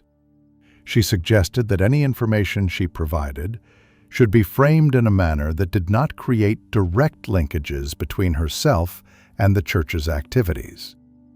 She proposed that information might be shared through Thomas, the scribe, who already had reason to visit her tavern and could do so without creating suspicion. The bishop considered this proposal and seemed to find it acceptable. The conversation concluded with explicit instructions. Margaret would observe the activities occurring in her tavern, particularly those of customers who were not well known to her or who seemed to be engaged in business beyond simple drinking and conversation. She would notice patterns in their behavior, the frequency of their visits, the people they associated with, the general nature of what seemed to be occurring. She would share this information with Thomas on a regular basis, perhaps once weekly, the details to be determined, and Thomas would pass this information along to the appropriate church officials. When Margaret left the cathedral offices, she felt as though a weight had been placed on her shoulders, a weight that was not precisely tangible, but was nonetheless real and would be persistently present. She had agreed to do something that she had sworn to herself she would never do. She had agreed to betray her customers' confidences, to act as an informant for an institution that wielded power in ways both obvious and subtle. But she had also understood, with the clarity of someone who has learned to navigate dangerous situations, that refusing had not been a genuine option. The following week, when Thomas appeared at the tavern as a customer, Margaret approached him as casually as she could manage and indicated that she needed to speak with him privately. They found a moment alone in the back room, and she explained what had occurred at the cathedral offices. She told him that the church expected information about activities occurring in her tavern, and that he was apparently expected to be the conduit through which this information would be transmitted. Thomas listened with visible discomfort, and then explained that he had no knowledge of this arrangement. He had not been informed by cathedral officials that he would be expected to collect information from her. When he checked with his superiors, he learned that the arrangement was indeed part of an ongoing intelligence operation that he had not been fully informed about. He was, it turned out, being used as a conduit without having been explicitly told that this was part of his function. "I am sorry," he said to Margaret, and his apologies seemed genuine. "I have now, without intention, placed you in a position where you are working with the church through me. I did not ask for this arrangement, and I do not particularly want it, but, like you, I find that refusing is not a genuine option available to me."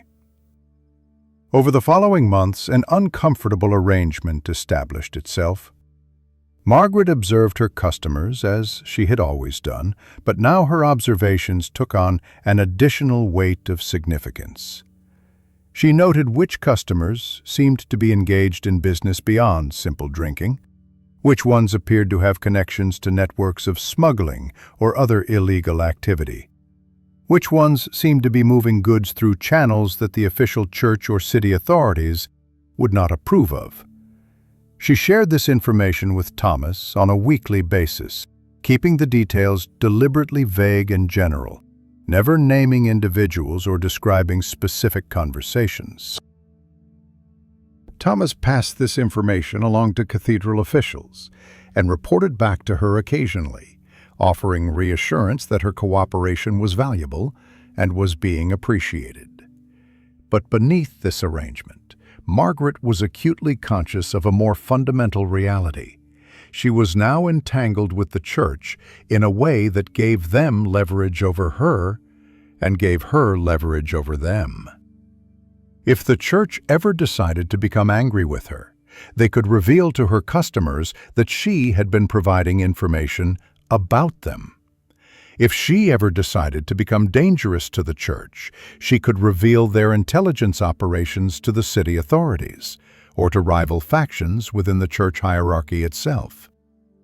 This mutual vulnerability created a kind of dark stability, a situation where each party had reason to maintain the arrangement in its current state without escalation. What troubled Margaret more than the arrangement itself was what the arrangement revealed about her own character and the choices she had made. She had told herself, when she was younger, that she would navigate the world with integrity, that she would maintain her own values even as she adapted to the world's demands.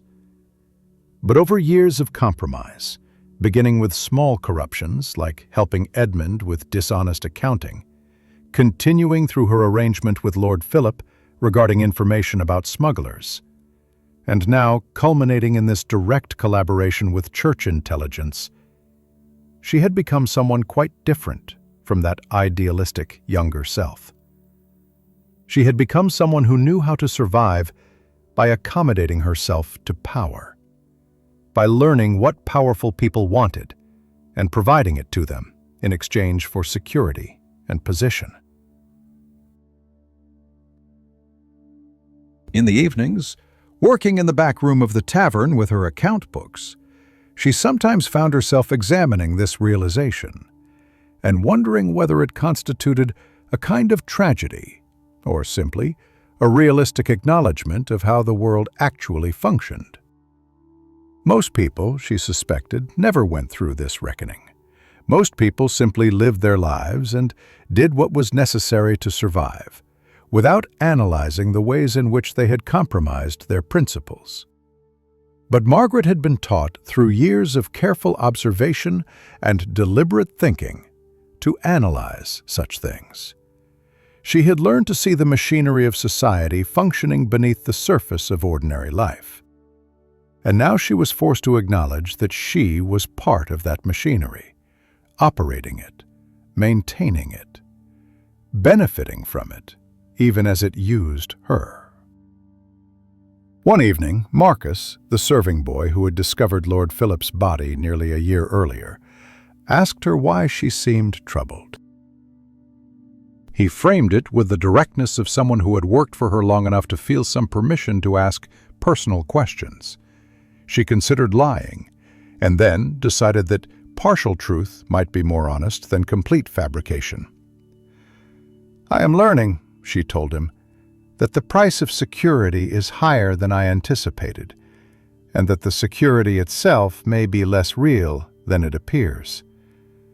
When you are young, this realization would seem like a disaster. I find now that it is simply information, true, potentially useful information about the actual nature of things." The winter was long, and spring, when it finally came, seemed to arrive with reluctance, as though the season itself was uncertain about whether it should proceed. Margaret watched the snow melt and the first green growth appear, and she thought about the life she had built and the person she had become in building it. She had security, yes. She had position, yes. She had respect and standing in the merchant quarter, yes. But she had also developed relationships with powerful institutions and powerful people that gave them the ability to shape her actions and direct her choices. She had become successful, but she had also become entangled, and the entanglement seemed to deepen rather than resolve with each passing month. Nearly 2 years had passed since Lord Philip's death, and the investigation had become something that existed primarily in the spaces between official acknowledgement and active forgetting. The constable who had initially examined the body had been reassigned to another town. The physician who had conducted the examination had died of a sudden illness that some whispered had been connected to his involvement in the matter.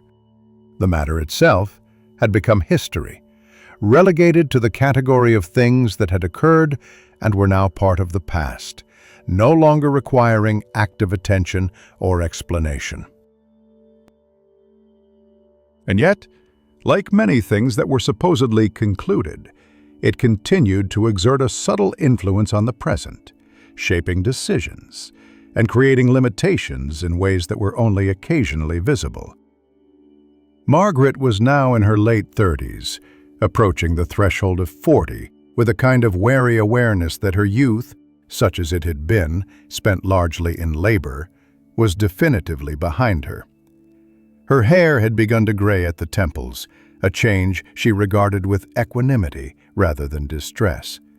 Her face bore the marks of years spent primarily indoors in smoky environments, the skin taking on a particular kind of weathered quality that suggested someone who had lived through significant events without being fundamentally broken by them. Her hands, the parts of her that bore perhaps the most honest record of her life, were strong and capable, bearing the calluses of work and the small scars that came from years spent in kitchens and around fires. The tavern continued to operate profitably, which was the metric by which Richard measured success, and therefore continued to tolerate Margaret's management of it. Indeed, over the course of the 2 years since Edmund's death, the tavern had become more profitable than it had been during Edmund's lifetime, a fact that Richard attributed to his own wise oversight, while the actual result of Margaret's increasingly sophisticated management of both the obvious business and the less obvious arrangements that occurred in the establishment's back rooms and private corners. The arrangement with the church persisted, now so thoroughly embedded in the routines of Margaret's life that it had acquired a kind of normalcy. She observed her customers. She noted patterns and activities. She shared information with Thomas on a weekly basis, and this information made its way into church archives and informed church decisions about various matters related to smuggling, unauthorized commerce, and activities that existed in legal gray areas. The arrangement had long since ceased to trouble her consciously. It had become simply something that she did, like counting inventory or ensuring that supplies were adequate, a task that required attention and care, but that no longer generated the anxiety it had in its initial stages. Thomas himself had become a figure of some complexity in Margaret's life. He visited the tavern regularly, ostensibly as a customer, but actually as the conduit through which information flowed. They maintained the appearance of casual acquaintance, though between them there existed a kind of understanding that went beyond the casual. He was a man of modest ambition, content in his position as a cathedral scribe, unmarried, seemingly without significant family connections or obligations. Over the 2 years of their arrangement, they had developed a relationship that was neither quite friendship nor quite professional association, but something that combined elements of both in a configuration that had no clear name. It was Thomas who, one evening in late spring, brought Margaret information that would alter the trajectory of the investigation into Lord Philip's death in ways that neither of them could have anticipated. He arrived at the tavern with the manner of someone who had something significant to communicate, but who needed to choose the appropriate moment to do so. He ordered ale and waited until the establishment had quieted, until most customers had departed or had settled into their evening drinking with minimal need for service. Then he caught Margaret's attention and indicated that he needed to speak with her privately. In the back room, with the door closed and the sounds of the tavern muted, Thomas explained that he had encountered something unexpected in the course of organizing cathedral records. A letter had surfaced, one that had been misfiled or deliberately hidden, that contained information about Lord Philip and the circumstances of his death. The letter was from nearly 2 years earlier, written by a church official to the cardinal, and it discussed Lord Philip's involvement in various financial transactions that had been conducted through the cathedral, but that had not been recorded in the official accounts. According to the letter, Lord Philip had been approached by certain merchants with a proposal to use the cathedral's financial networks to move goods and funds that could not move through official channels. In exchange for his cooperation in facilitating these transactions, Lord Philip would receive a percentage of the profits. The scheme had operated for some months before someone within the cathedral administrative structure had noticed irregularities in the accounts. An informal investigation had been conducted, and it had become clear that the transactions were occurring and that Lord Philip was aware of them. At this point, the letter indicated, the decision had been made to confront Lord Philip privately and to give him the opportunity to cease his involvement in exchange for the matter remaining confidential. But the letter contained an additional detail that was significant. It mentioned that Lord Philip had been told that if he failed to cease his involvement, certain information about his debts and his personal circumstances would be made public, information that would have destroyed his reputation and his financial standing. The letter concluded by noting that a meeting had been arranged at the tavern, Margaret's tavern, though unnamed in the letter, to conduct this confrontation. The letter did not describe what had occurred at this meeting or what its outcome had been.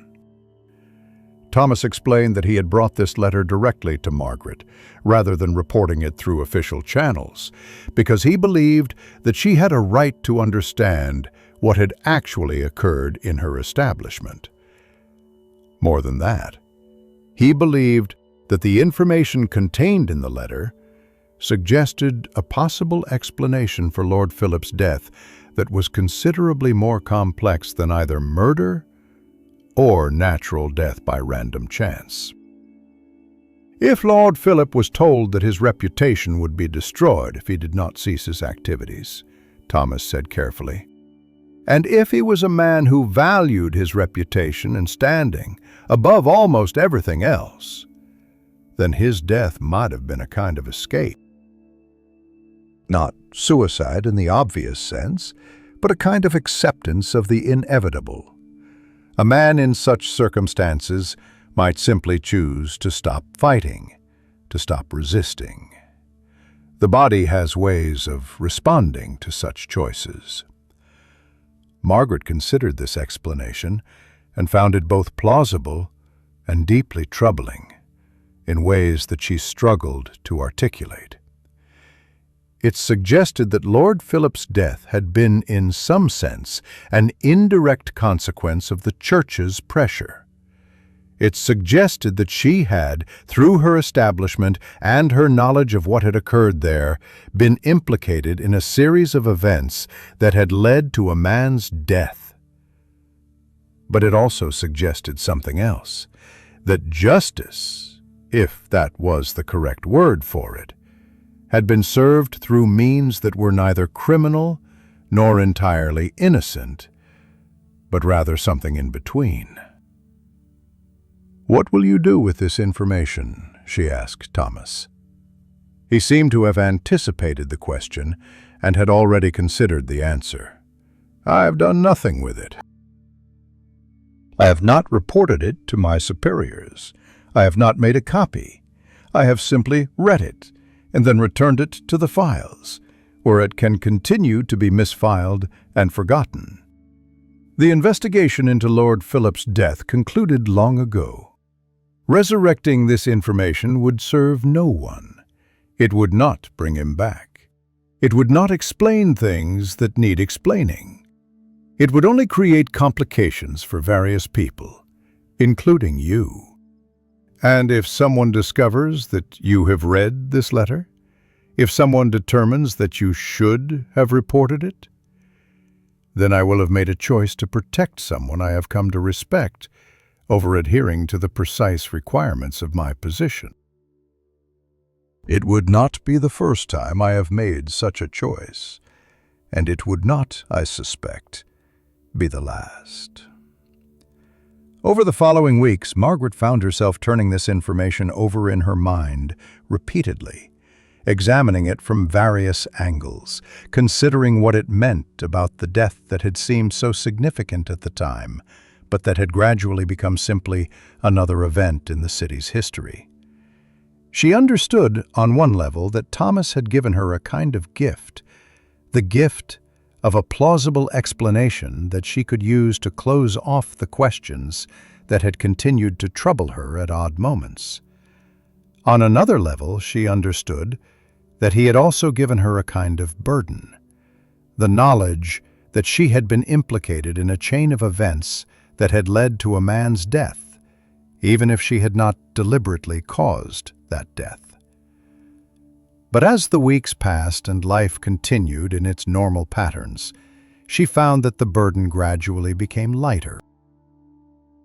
The explanation that Thomas had offered, that Lord Philip had, in a sense, chosen his own death rather than face the destruction of his reputation, seemed increasingly reasonable, and even, in some odd way, compassionate. It suggested that the man had possessed agency at the very end, that he had made a choice about how to respond to an impossible situation. It suggested that his death had not been something inflicted upon him, but something that he had, in some sense, participated in.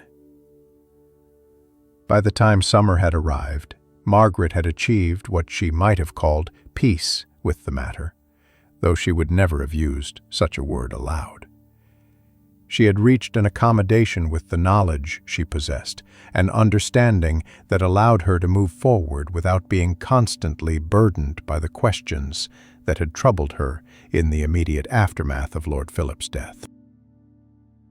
The mystery had not been entirely solved, but it had been resolved in the only way that mattered, by becoming something that could be lived with rather than something that demanded ongoing active investigation or moral reckoning. The city itself continued to operate according to its own logic, indifferent to the personal histories that played out within its boundaries. The Wars of the Roses, which had seemed like distant events when Margaret was younger, had drawn closer to the region in recent months. There were rumors that forces loyal to one faction or another were massing in various parts of the country. There was talk of potential conflict, of the possibility that the careful balance that had existed for years might rupture into open violence. These rumors created an atmosphere of low-level anxiety that affected commerce, that affected the behavior of customers, that affected the general tenor of the city's daily life. Margaret noticed that certain customers began to appear less frequently. Merchants who seemed to have relocated their business to other cities, or who had become involved in activities that required them to move between different locations with increasing frequency. Other customers began to appear more frequently: soldiers and armed men, people whose business seemed to involve the accumulation and movement of weapons or provisions that might be useful in conflict. The tavern's character was shifting subtly in response to these larger historical movements, becoming less a place of straightforward commercial exchange and more a place where various factions made discreet arrangements regarding military and political matters. It was during this period of shifting circumstances that Margaret received a visitor who was not a regular customer, and who did not approach her in the manner of someone seeking ale or conversation.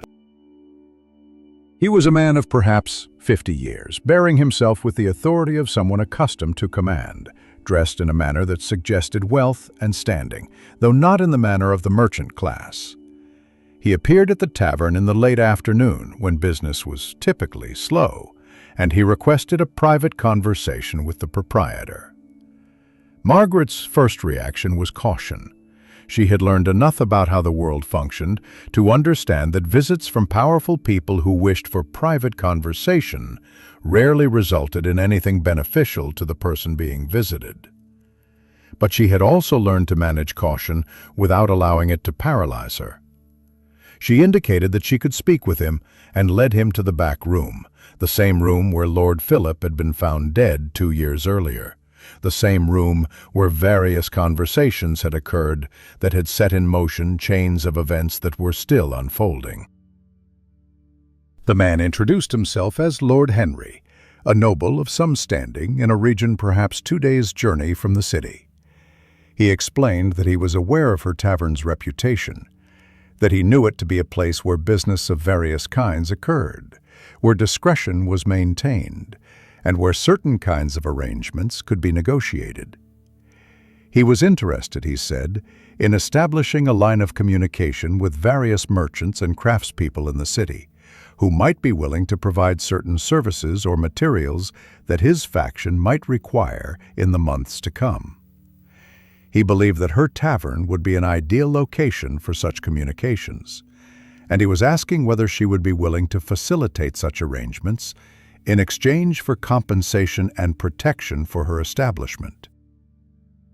Margaret listened to this proposal with the particular kind of attention that she had learned to give to such matters over the years. She understood that what Lord Henry was asking was essentially that she allow her tavern to be used as a kind of political and military headquarters, a place where his faction could conduct business related to the impending conflict. She understood that agreeing to this would position her and her establishment firmly on one side of the conflict, and that if that side lost, the consequences could be severe. But she also understood that refusing might create an enemy more dangerous than accepting. "I am a tavern keeper," she said carefully, using almost the exact phrasing she had used years earlier with church officials. "My establishment is a place of business. I do not engage in political matters, but my role is to provide a space where people can conduct various kinds of business with discretion and security. I can facilitate that for your purposes as I have for others' purposes. The compensation you offer would need to be adequate, and the protection would need to be genuine and not merely theoretical." Lord Henry seemed satisfied with this response. He outlined the arrangements he was proposing. Margaret would allow certain members of his faction to conduct meetings in her establishment. She would provide them with privacy and discretion. She would observe and report through a designated contact certain information about other activities occurring in the tavern that might be of interest to his faction.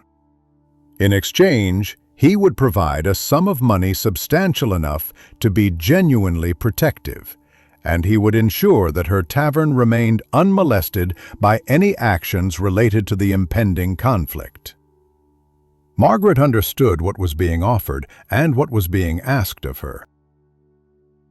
She was being drawn further into the world of political intrigue and military maneuvering, further away from simple commerce, and closer to the machinery of power that operated beneath the surface of ordinary life. But she also understood that she had long since passed the point at which she could return to being merely a tavern keeper.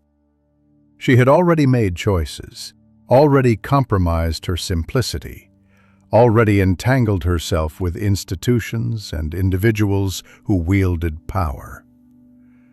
Adding one more layer of involvement seemed like a minor escalation of something that had been occurring gradually over years.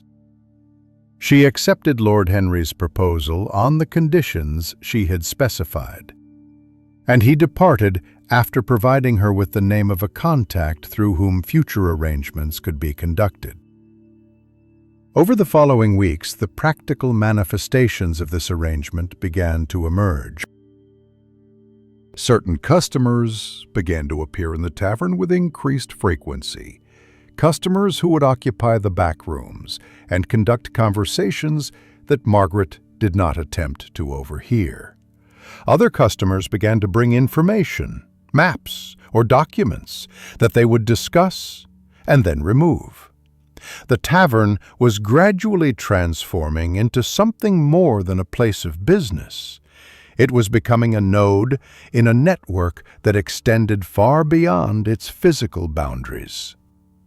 Through all of this, Margaret maintained her work with the church's intelligence operation, providing Thomas with information about the various activities occurring in her establishment. She understood that she was essentially playing both sides, reporting on the activities of Lord Henry's faction to the church, while simultaneously facilitating those activities. She understood that this was an extremely dangerous position to be in, one that could result in accusations of betrayal from either or both factions, if her dual involvement were discovered. But she also understood that maintaining this balance was, for the moment, necessary for her survival. It was a precarious equilibrium, held together by the mutual understanding that each faction had leverage over her, and that she had knowledge that could harm each faction if she chose to share it. It was a situation that could not persist indefinitely, but it could persist long enough for her to navigate through the immediate crisis that the impending conflict represented. Whether what lay on the other side of that crisis would be better or worse than what existed now was impossible to determine.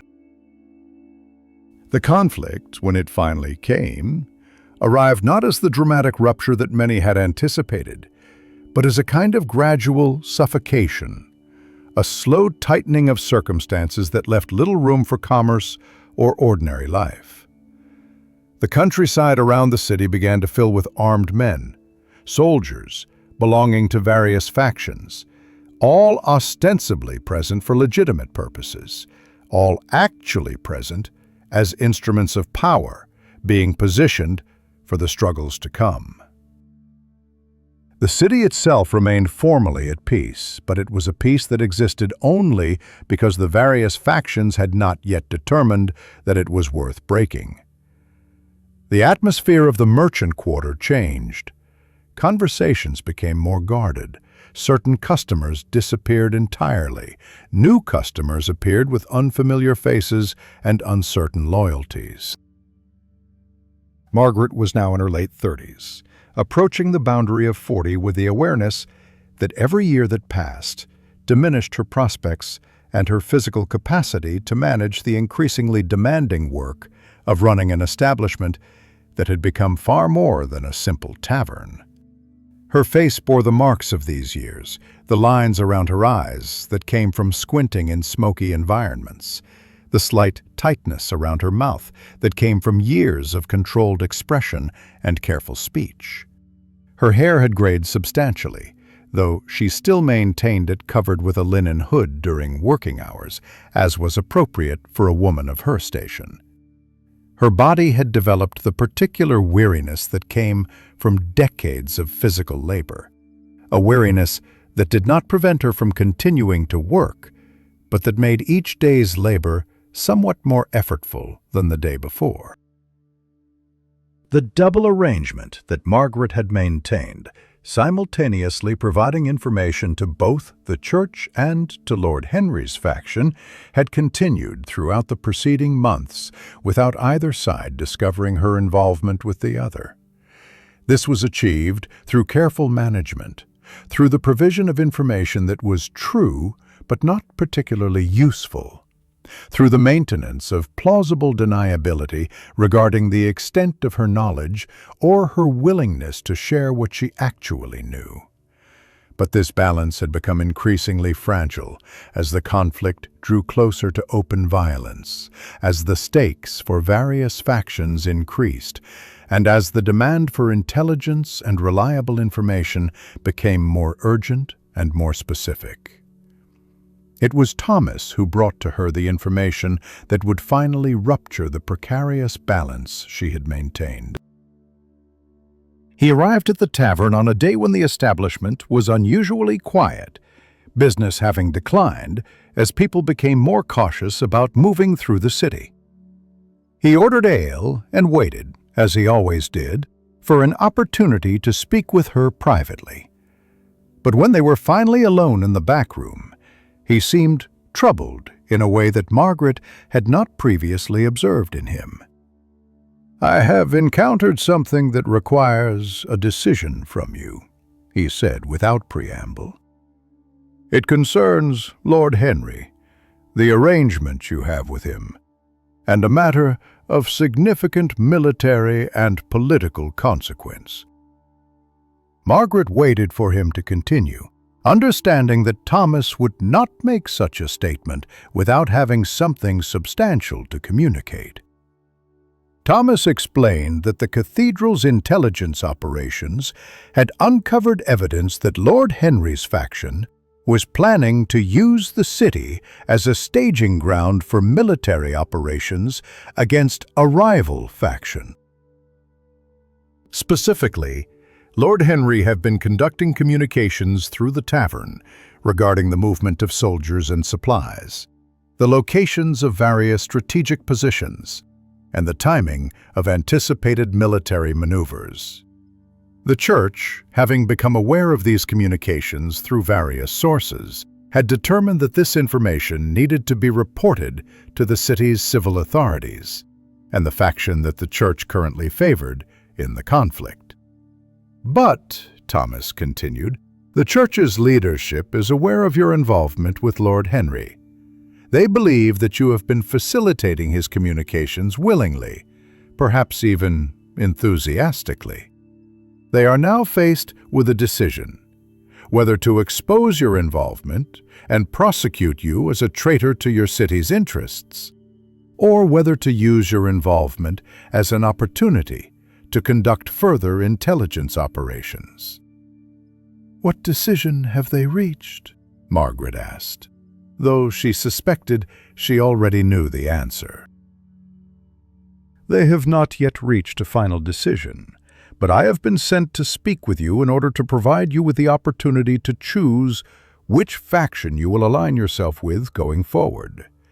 If you provide the Church with detailed information about Lord Henry's military arrangements, his communications, his resources, they will protect you from prosecution.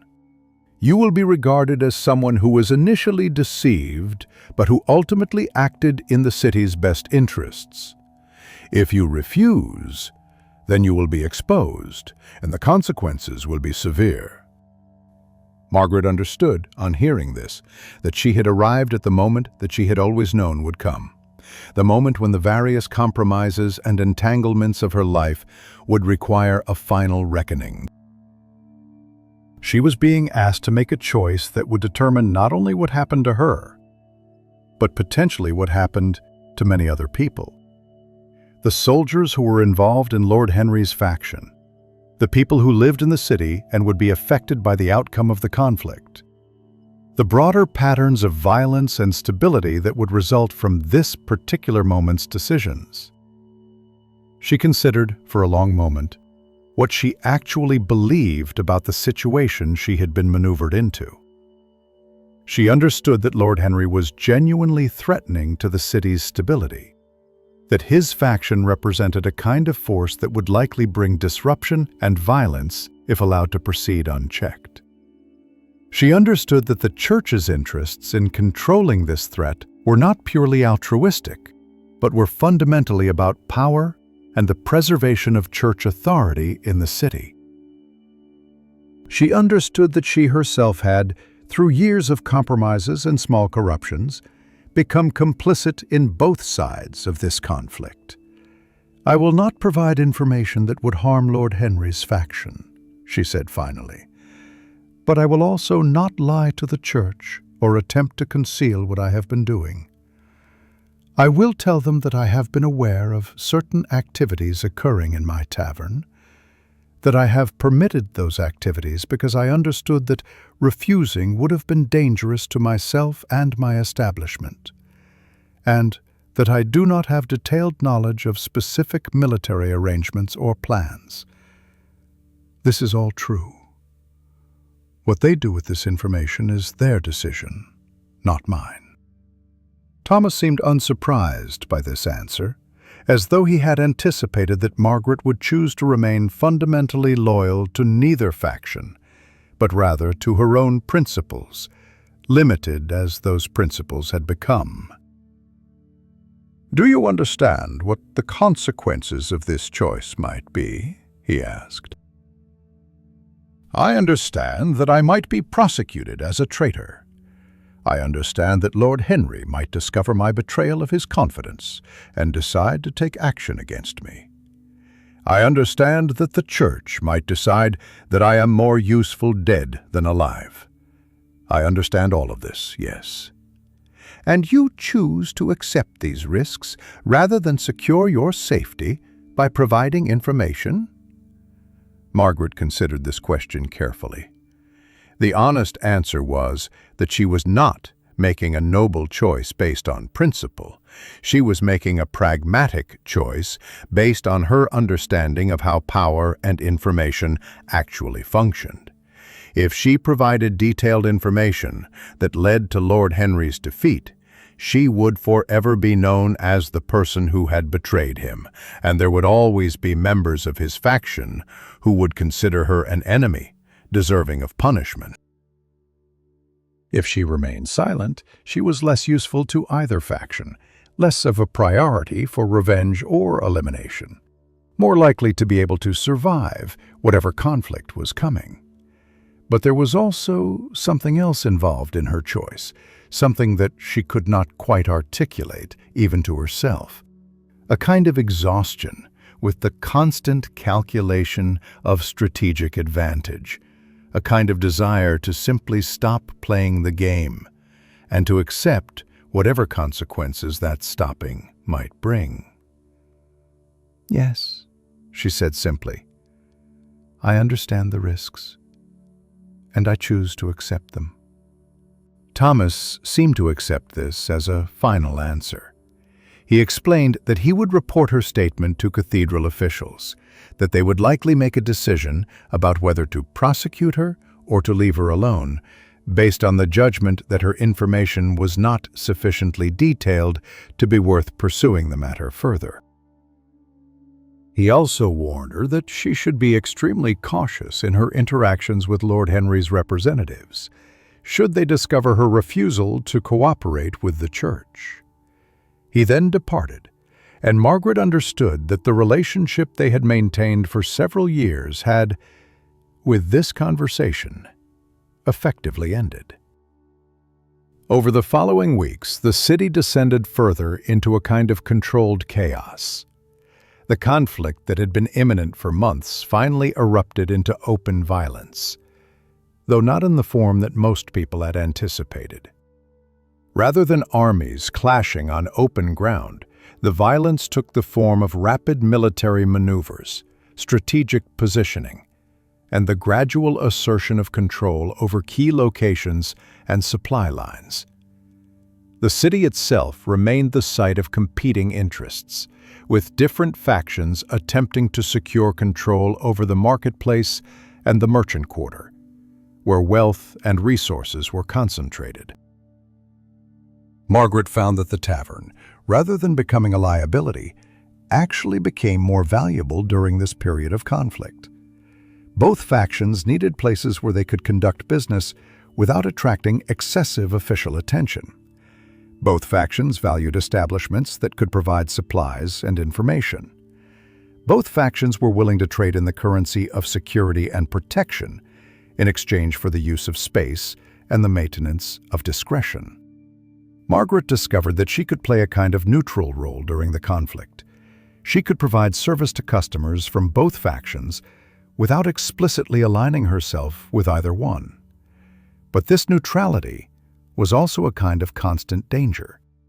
At any moment, one faction might decide that her neutrality was actually disloyalty, that her refusal to commit herself entirely to their side was equivalent to commitment to the opposing side.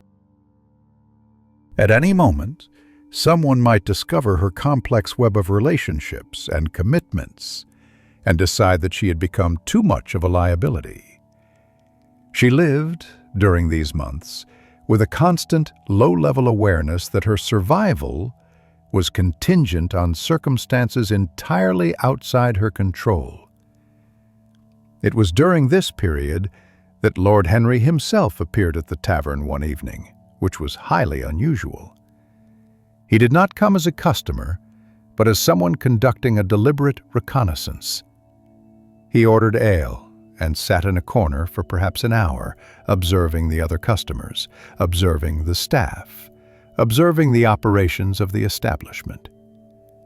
Then he requested a private conversation with Margaret. When they were alone in the back room, Lord Henry explained that he had become aware that information about his military arrangements had become known to his enemies. He had traced the source of this information to the church's intelligence operations, and he believed that Margaret might have been the conduit through which this information had flowed. He was asking her, directly and without any courtesy to soften the demand, whether this was the case.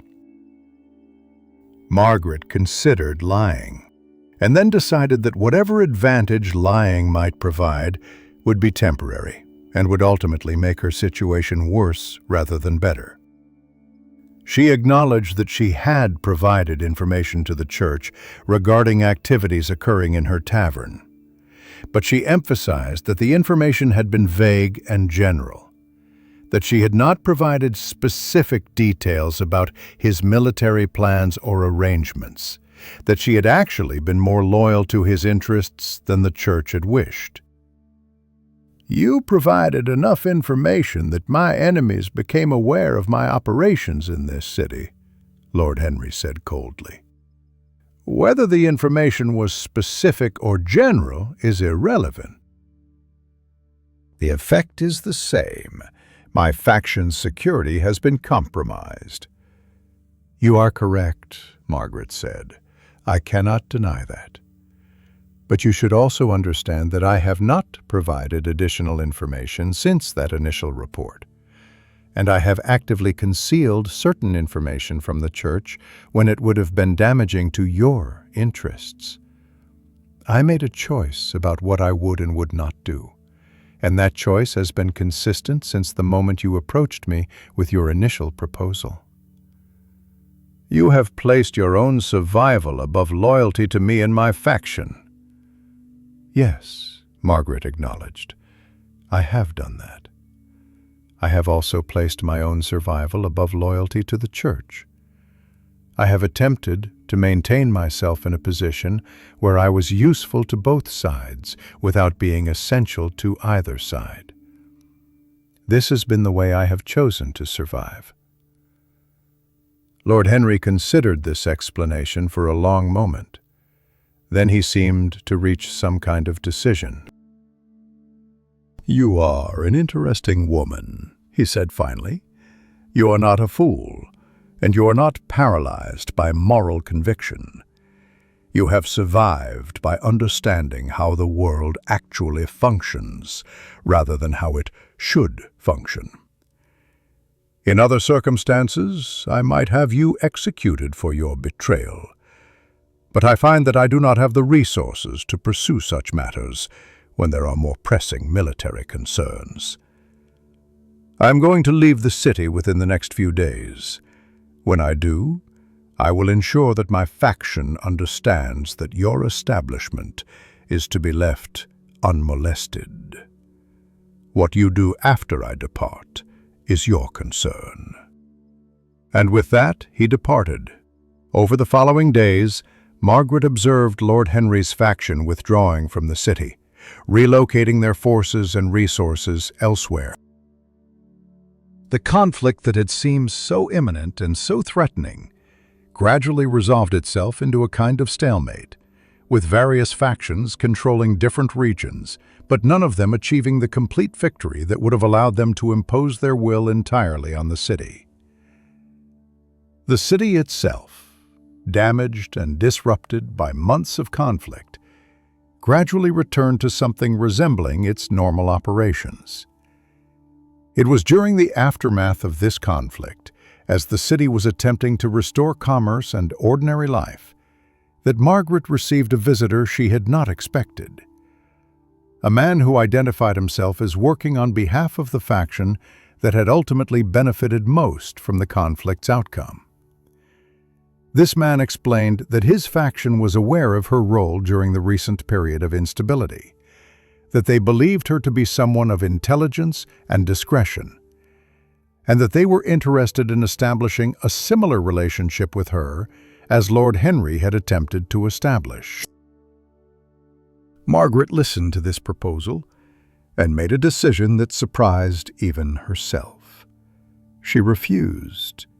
She explained that she had spent enough of her life navigating between competing powers, that she had become weary of the constant calculation of strategic advantage, that she wished to return to simply running a tavern in a manner that was primarily concerned with the quality of the ale and the comfort of the customers. She acknowledged that this refusal might have consequences, but she made the decision anyway. The man, to his credit, did not appear offended by this refusal. He simply noted that her position might change in the future, that his faction would remain available if she changed her mind, and he departed. Margaret was left alone in her tavern, free from the immediate entanglements that had consumed her for years, and yet acutely aware that the freedom was likely temporary. The conflicts that had generated the demand for her services were unlikely to disappear. Eventually, some faction would return with another proposal, another request for her involvement in their strategies. But for the moment, she was free. And in that moment, she made a quiet decision that would shape the remaining years of her life. She decided that she would make no more compromises than were absolutely necessary. She decided that she would refuse the various offers and requests that would inevitably come. She decided that she would accept whatever consequences that refusal might bring, because living with consequences seemed to her to be more bearable than living with the constant knowledge that she was actively participating in systems of power that harmed people and compromised truth. This decision did not save her from all complications. The church continued to request information, though less frequently and less urgently. Occasional military or political figures continued to approach her with proposals or requests. But Margaret's consistent refusal to engage beyond the most basic level of service gradually established her as someone who was useful for certain things, as a keeper of a tavern, as a provider of ale and food, as a space where people could relax and conduct ordinary conversations, but who was not available for deeper involvement in the machinery of power. And in this gradual withdrawal from active participation in the networks of intrigue and control that had consumed her for years, Margaret discovered something unexpected, a kind of peace that had nothing to do with external security or prosperity. It was a peace that came from living with less calculation, from making decisions based on something other than strategic advantage, from accepting her limitations and her mortality, rather than constantly attempting to manipulate circumstances to avoid them. A year had passed since the end of the conflict, and the city had settled into a rhythm of cautious recovery. The streets were no longer patrolled by armed soldiers. Merchants had returned to their regular routes. The marketplace had resumed its ordinary operations, though with a certain wariness, as if everyone understood that the peace that had been achieved was contingent rather than permanent, a truce rather than a true resolution. The scars of the conflict remained visible in damaged buildings and in the more subtle ways that people carried themselves, a lingering awareness that violence was always possible, that security was always provisional, that the world could shift without warning. Margaret was now approaching her 40th year, having long since passed the threshold that in her youth had seemed impossibly distant. Her face bore the full record of the years she had lived, not just the lines and the graying hair, but something deeper, a kind of weathered quality that suggested someone who had survived difficult things and had accepted that survival itself was the primary achievement. She moved through the tavern with a slightly different kind of grace now, one that came not from the energy of youth or even the controlled efficiency of middle age, but from the acceptance of her own physical limitations, combined with the hard-won knowledge of how to accomplish necessary tasks without wasting effort on anything extraneous. The Grey Swan had changed, though not dramatically. It remained a successful establishment, profitable enough to satisfy Richard's interest in his inheritance, and stable enough that Margaret's position as its manager seemed secure, at least for the foreseeable future. But the tavern had become something different from what it had been at the height of Margaret's involvement with the various factions and powers that operated in the city. It had become, once again, primarily a place where people came to drink ale and to engage in ordinary conversation. The back rooms still existed, and occasionally they were used for business that was not entirely straightforward. But this occurred less frequently now, a kind of vestige of what the establishment had been, rather than its defining characteristic. What had changed most significantly was Margaret herself. She had withdrawn from the complex web of intelligence operations and political calculations that had consumed her for years. She maintained cordial relations with Thomas, who still occasionally visited the tavern as a customer, though their conversations had returned to the surface level of casual acquaintance, without the weight of shared secrets and mutual obligation that had characterized their previous interactions. She had declined repeatedly and with increasing firmness various offers from different factions and authorities to resume her role as an informant or as a facilitator of secret arrangements. She had established herself as someone who was reliable, honest, and completely unavailable for anything beyond the straightforward business of running a tavern. This withdrawal had consequences. She was less wealthy than she might have been if she had continued to play the games of power and information that had once consumed her. She had fewer connections among the city's most influential people, and those connections she did maintain were distant and formal rather than the deep entanglements that had once existed.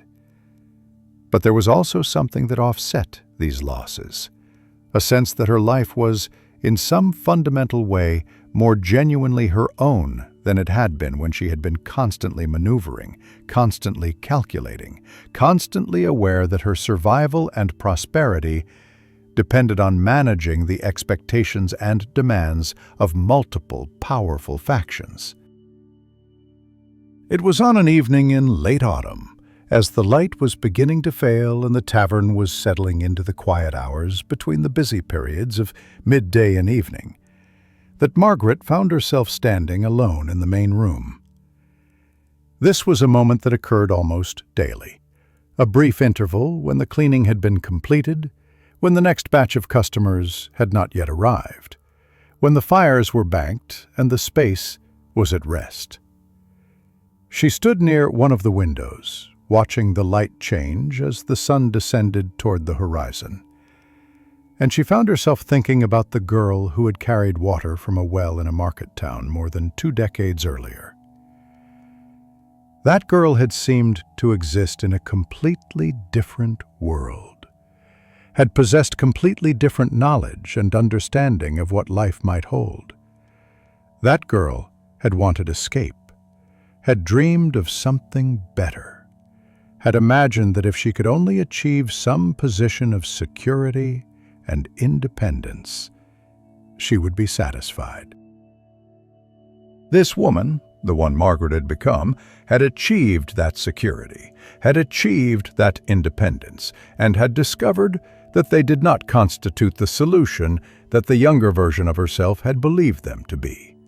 Instead, they had simply introduced a different set of problems, different challenges, different forms of constraint disguised as freedom. But she had also learned things that younger girl could never have imagined learning. She had learned the precise nature of how power functioned in the world. She had learned how to navigate between competing authorities without being destroyed by any of them. She had learned that survival was itself an accomplishment worthy of respect.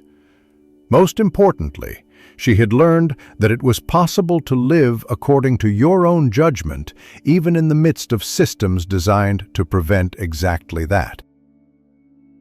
The cost of such living was significant. It required accepting limitations, refusing opportunities that would have increased your wealth or status, maintaining a kind of deliberate obscurity about your own capabilities and knowledge. But the reward was a kind of authenticity that had not been available to her when she was constantly performing the role that various authorities required her to play. Anne, the cook who had worked with her for many years, appeared in the doorway to the kitchen, wiping her hands on her apron. She was a woman of perhaps 60 years now, though no one knew her exact age with certainty.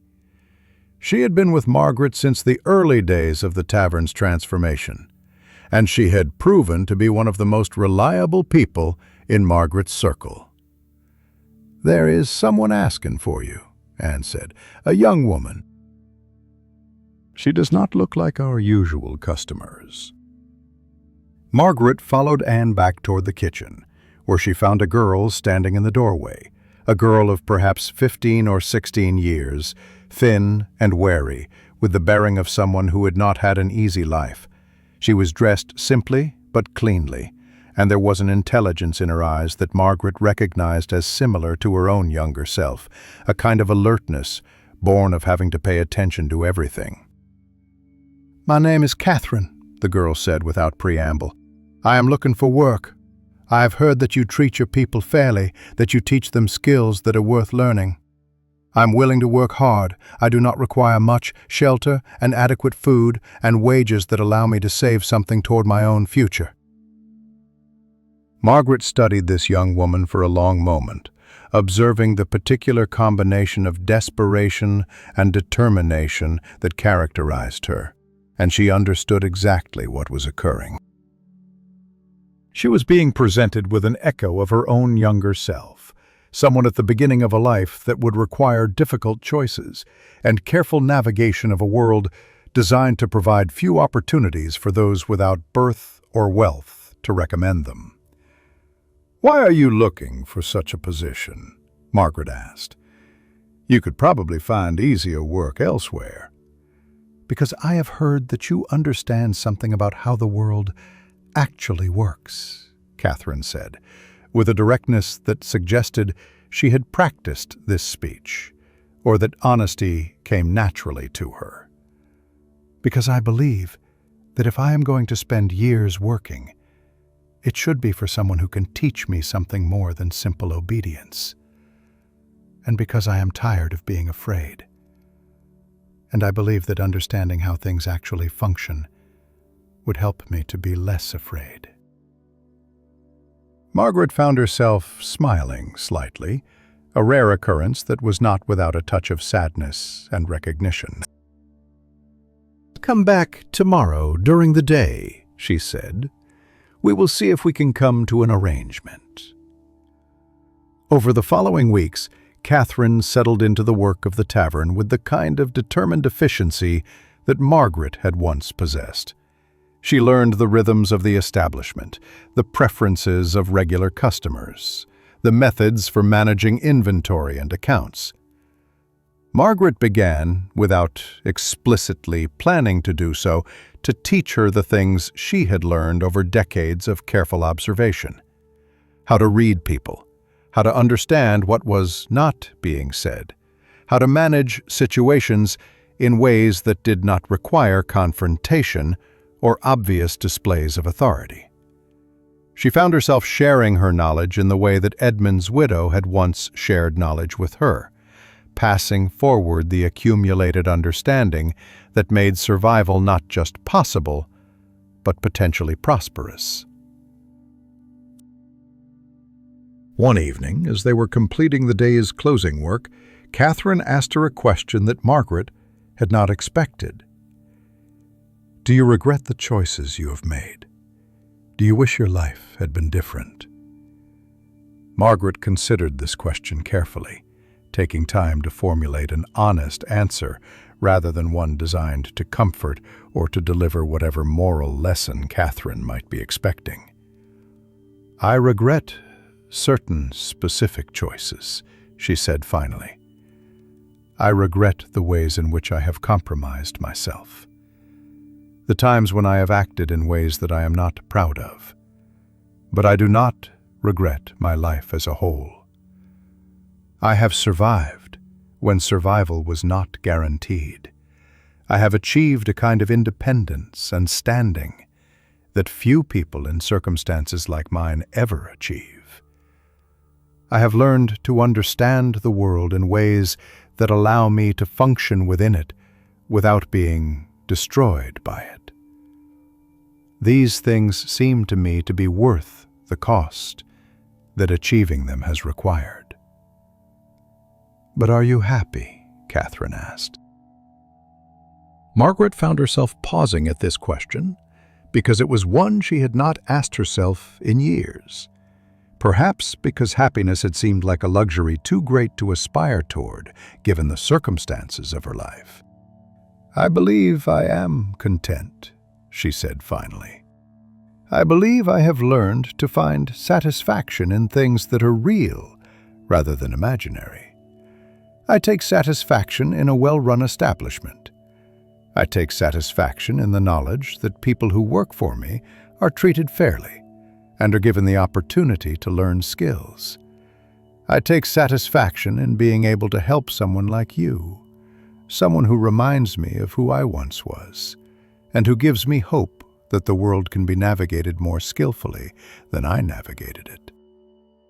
These things do not constitute happiness in the way that word is sometimes used, but they constitute something like peace. And peace seems to me to be more valuable than happiness." Catherine nodded as though this answer made sense to her, and she returned to her work. Margaret watched her for a moment, and then turned her attention to the account books, continuing the work that had occupied her for so many years, maintaining the careful records that allowed the tavern to function smoothly, that demonstrated its profitability to Richard, that provided Margaret herself with the evidence of her own competence and reliability. As night fell completely and the tavern filled with its evening customers, Margaret moved through the space as she had moved through it thousands of times before. She greeted regular customers by name, remembering their preferences and their circumstances. She observed newcomers carefully, making judgments about their character and intentions.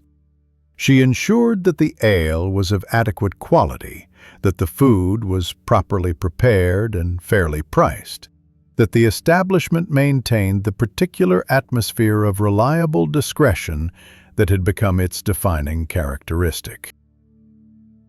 She did all of these things with a kind of practiced efficiency that came from decades of repetition, but also with the kind of genuine attention that comes from doing something because you have chosen to do it, rather than because you are compelled to do it.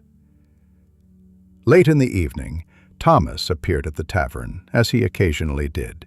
He had aged visibly in the years since Margaret had first met him.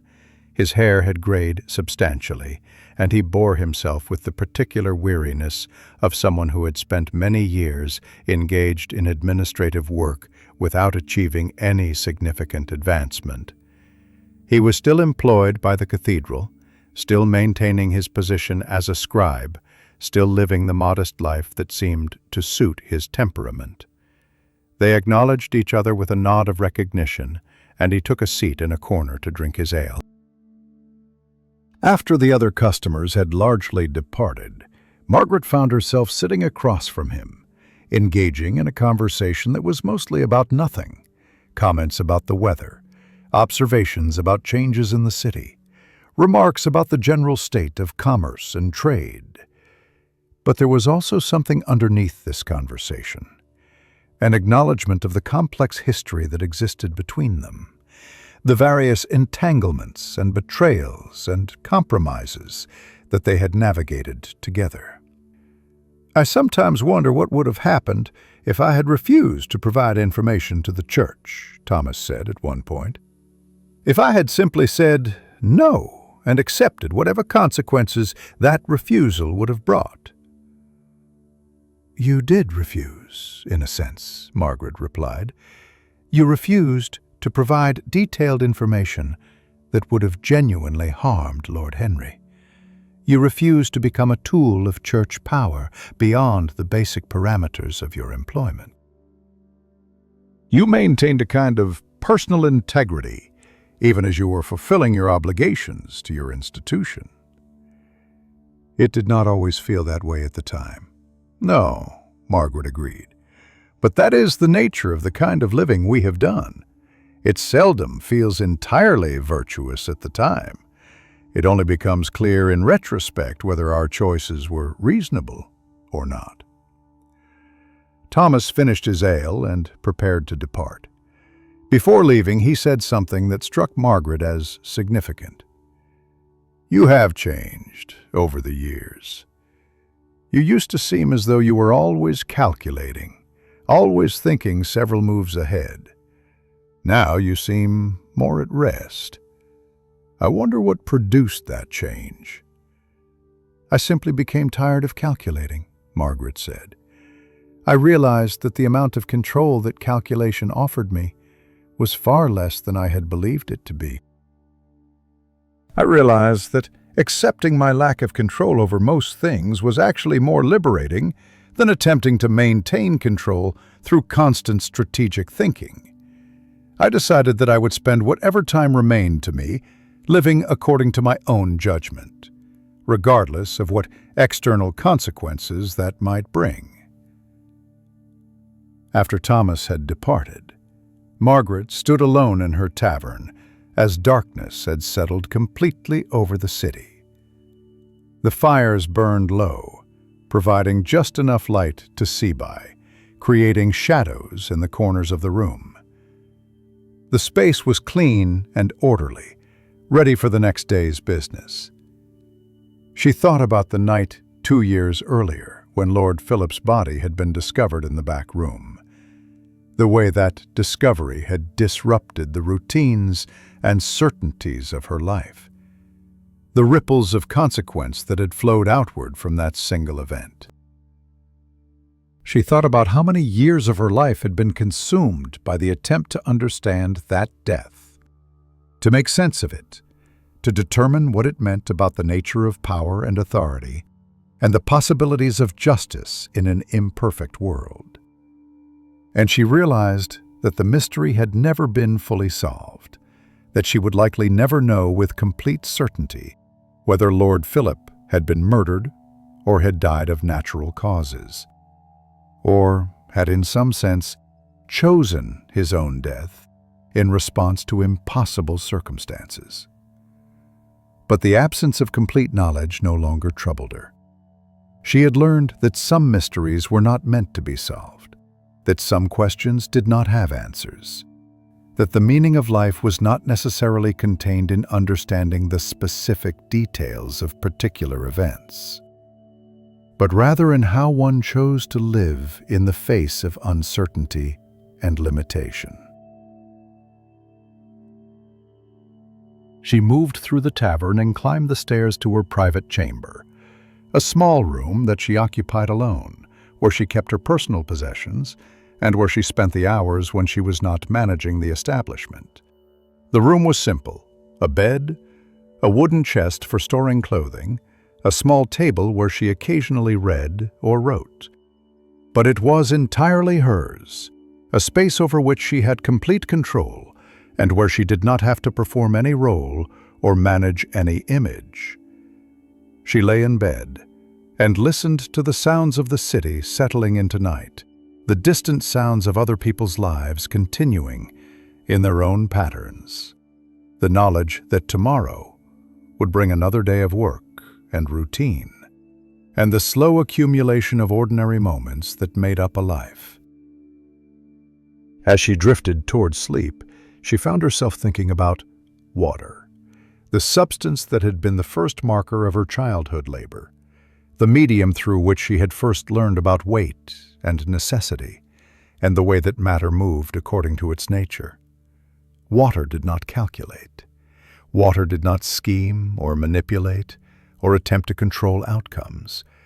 Water simply flowed where the landscape directed it to flow, adapting to obstacles, finding paths forward, continuing endlessly in its particular cycle.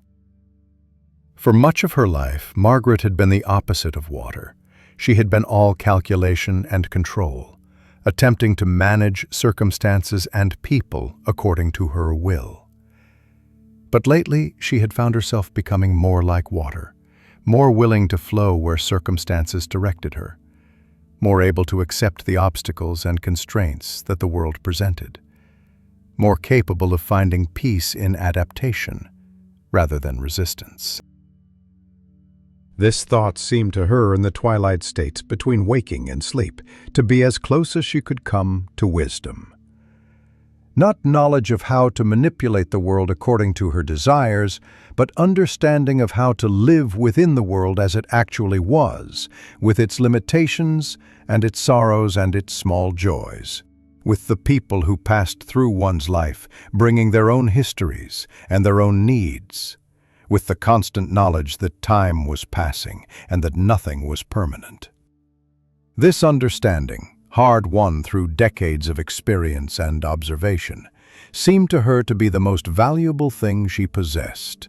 And with that thought settling into her mind like a kind of benediction, Margaret slept, and the tavern around her continued its quiet existence, holding within its walls the small dramas and everyday moments that constituted the lives of the people who passed through it. Tomorrow would bring another day of work and customers and the endless small tasks that maintained the establishment. The week would pass, then the month, then the season.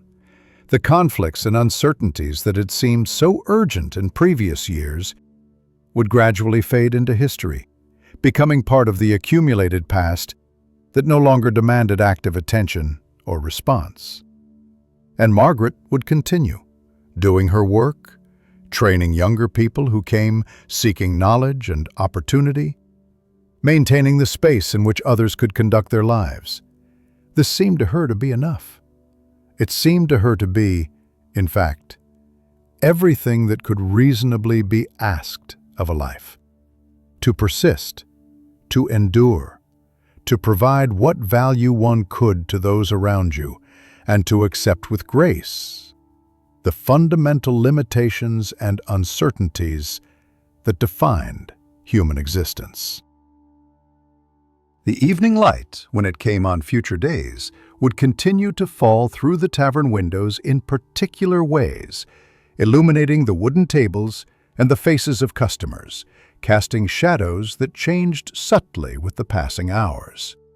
And Margaret, continuing her work, would exist within that light and those shadows, part of the ordinary world that persisted beneath the dramas and conflicts and historical upheavals that marked the grand narratives of history. She had learned, finally, that this ordinariness, This being part of the steady, unremarkable functioning of necessary institutions was not a failure or a disappointment, but a profound accomplishment, a way of contributing to the world that was quiet and unrecognized, but that was nonetheless real and valuable. In this understanding lay a peace that required nothing external to sustain it, that came from within her own acceptance of what she had become and what her life, in its particular and humble way, meant.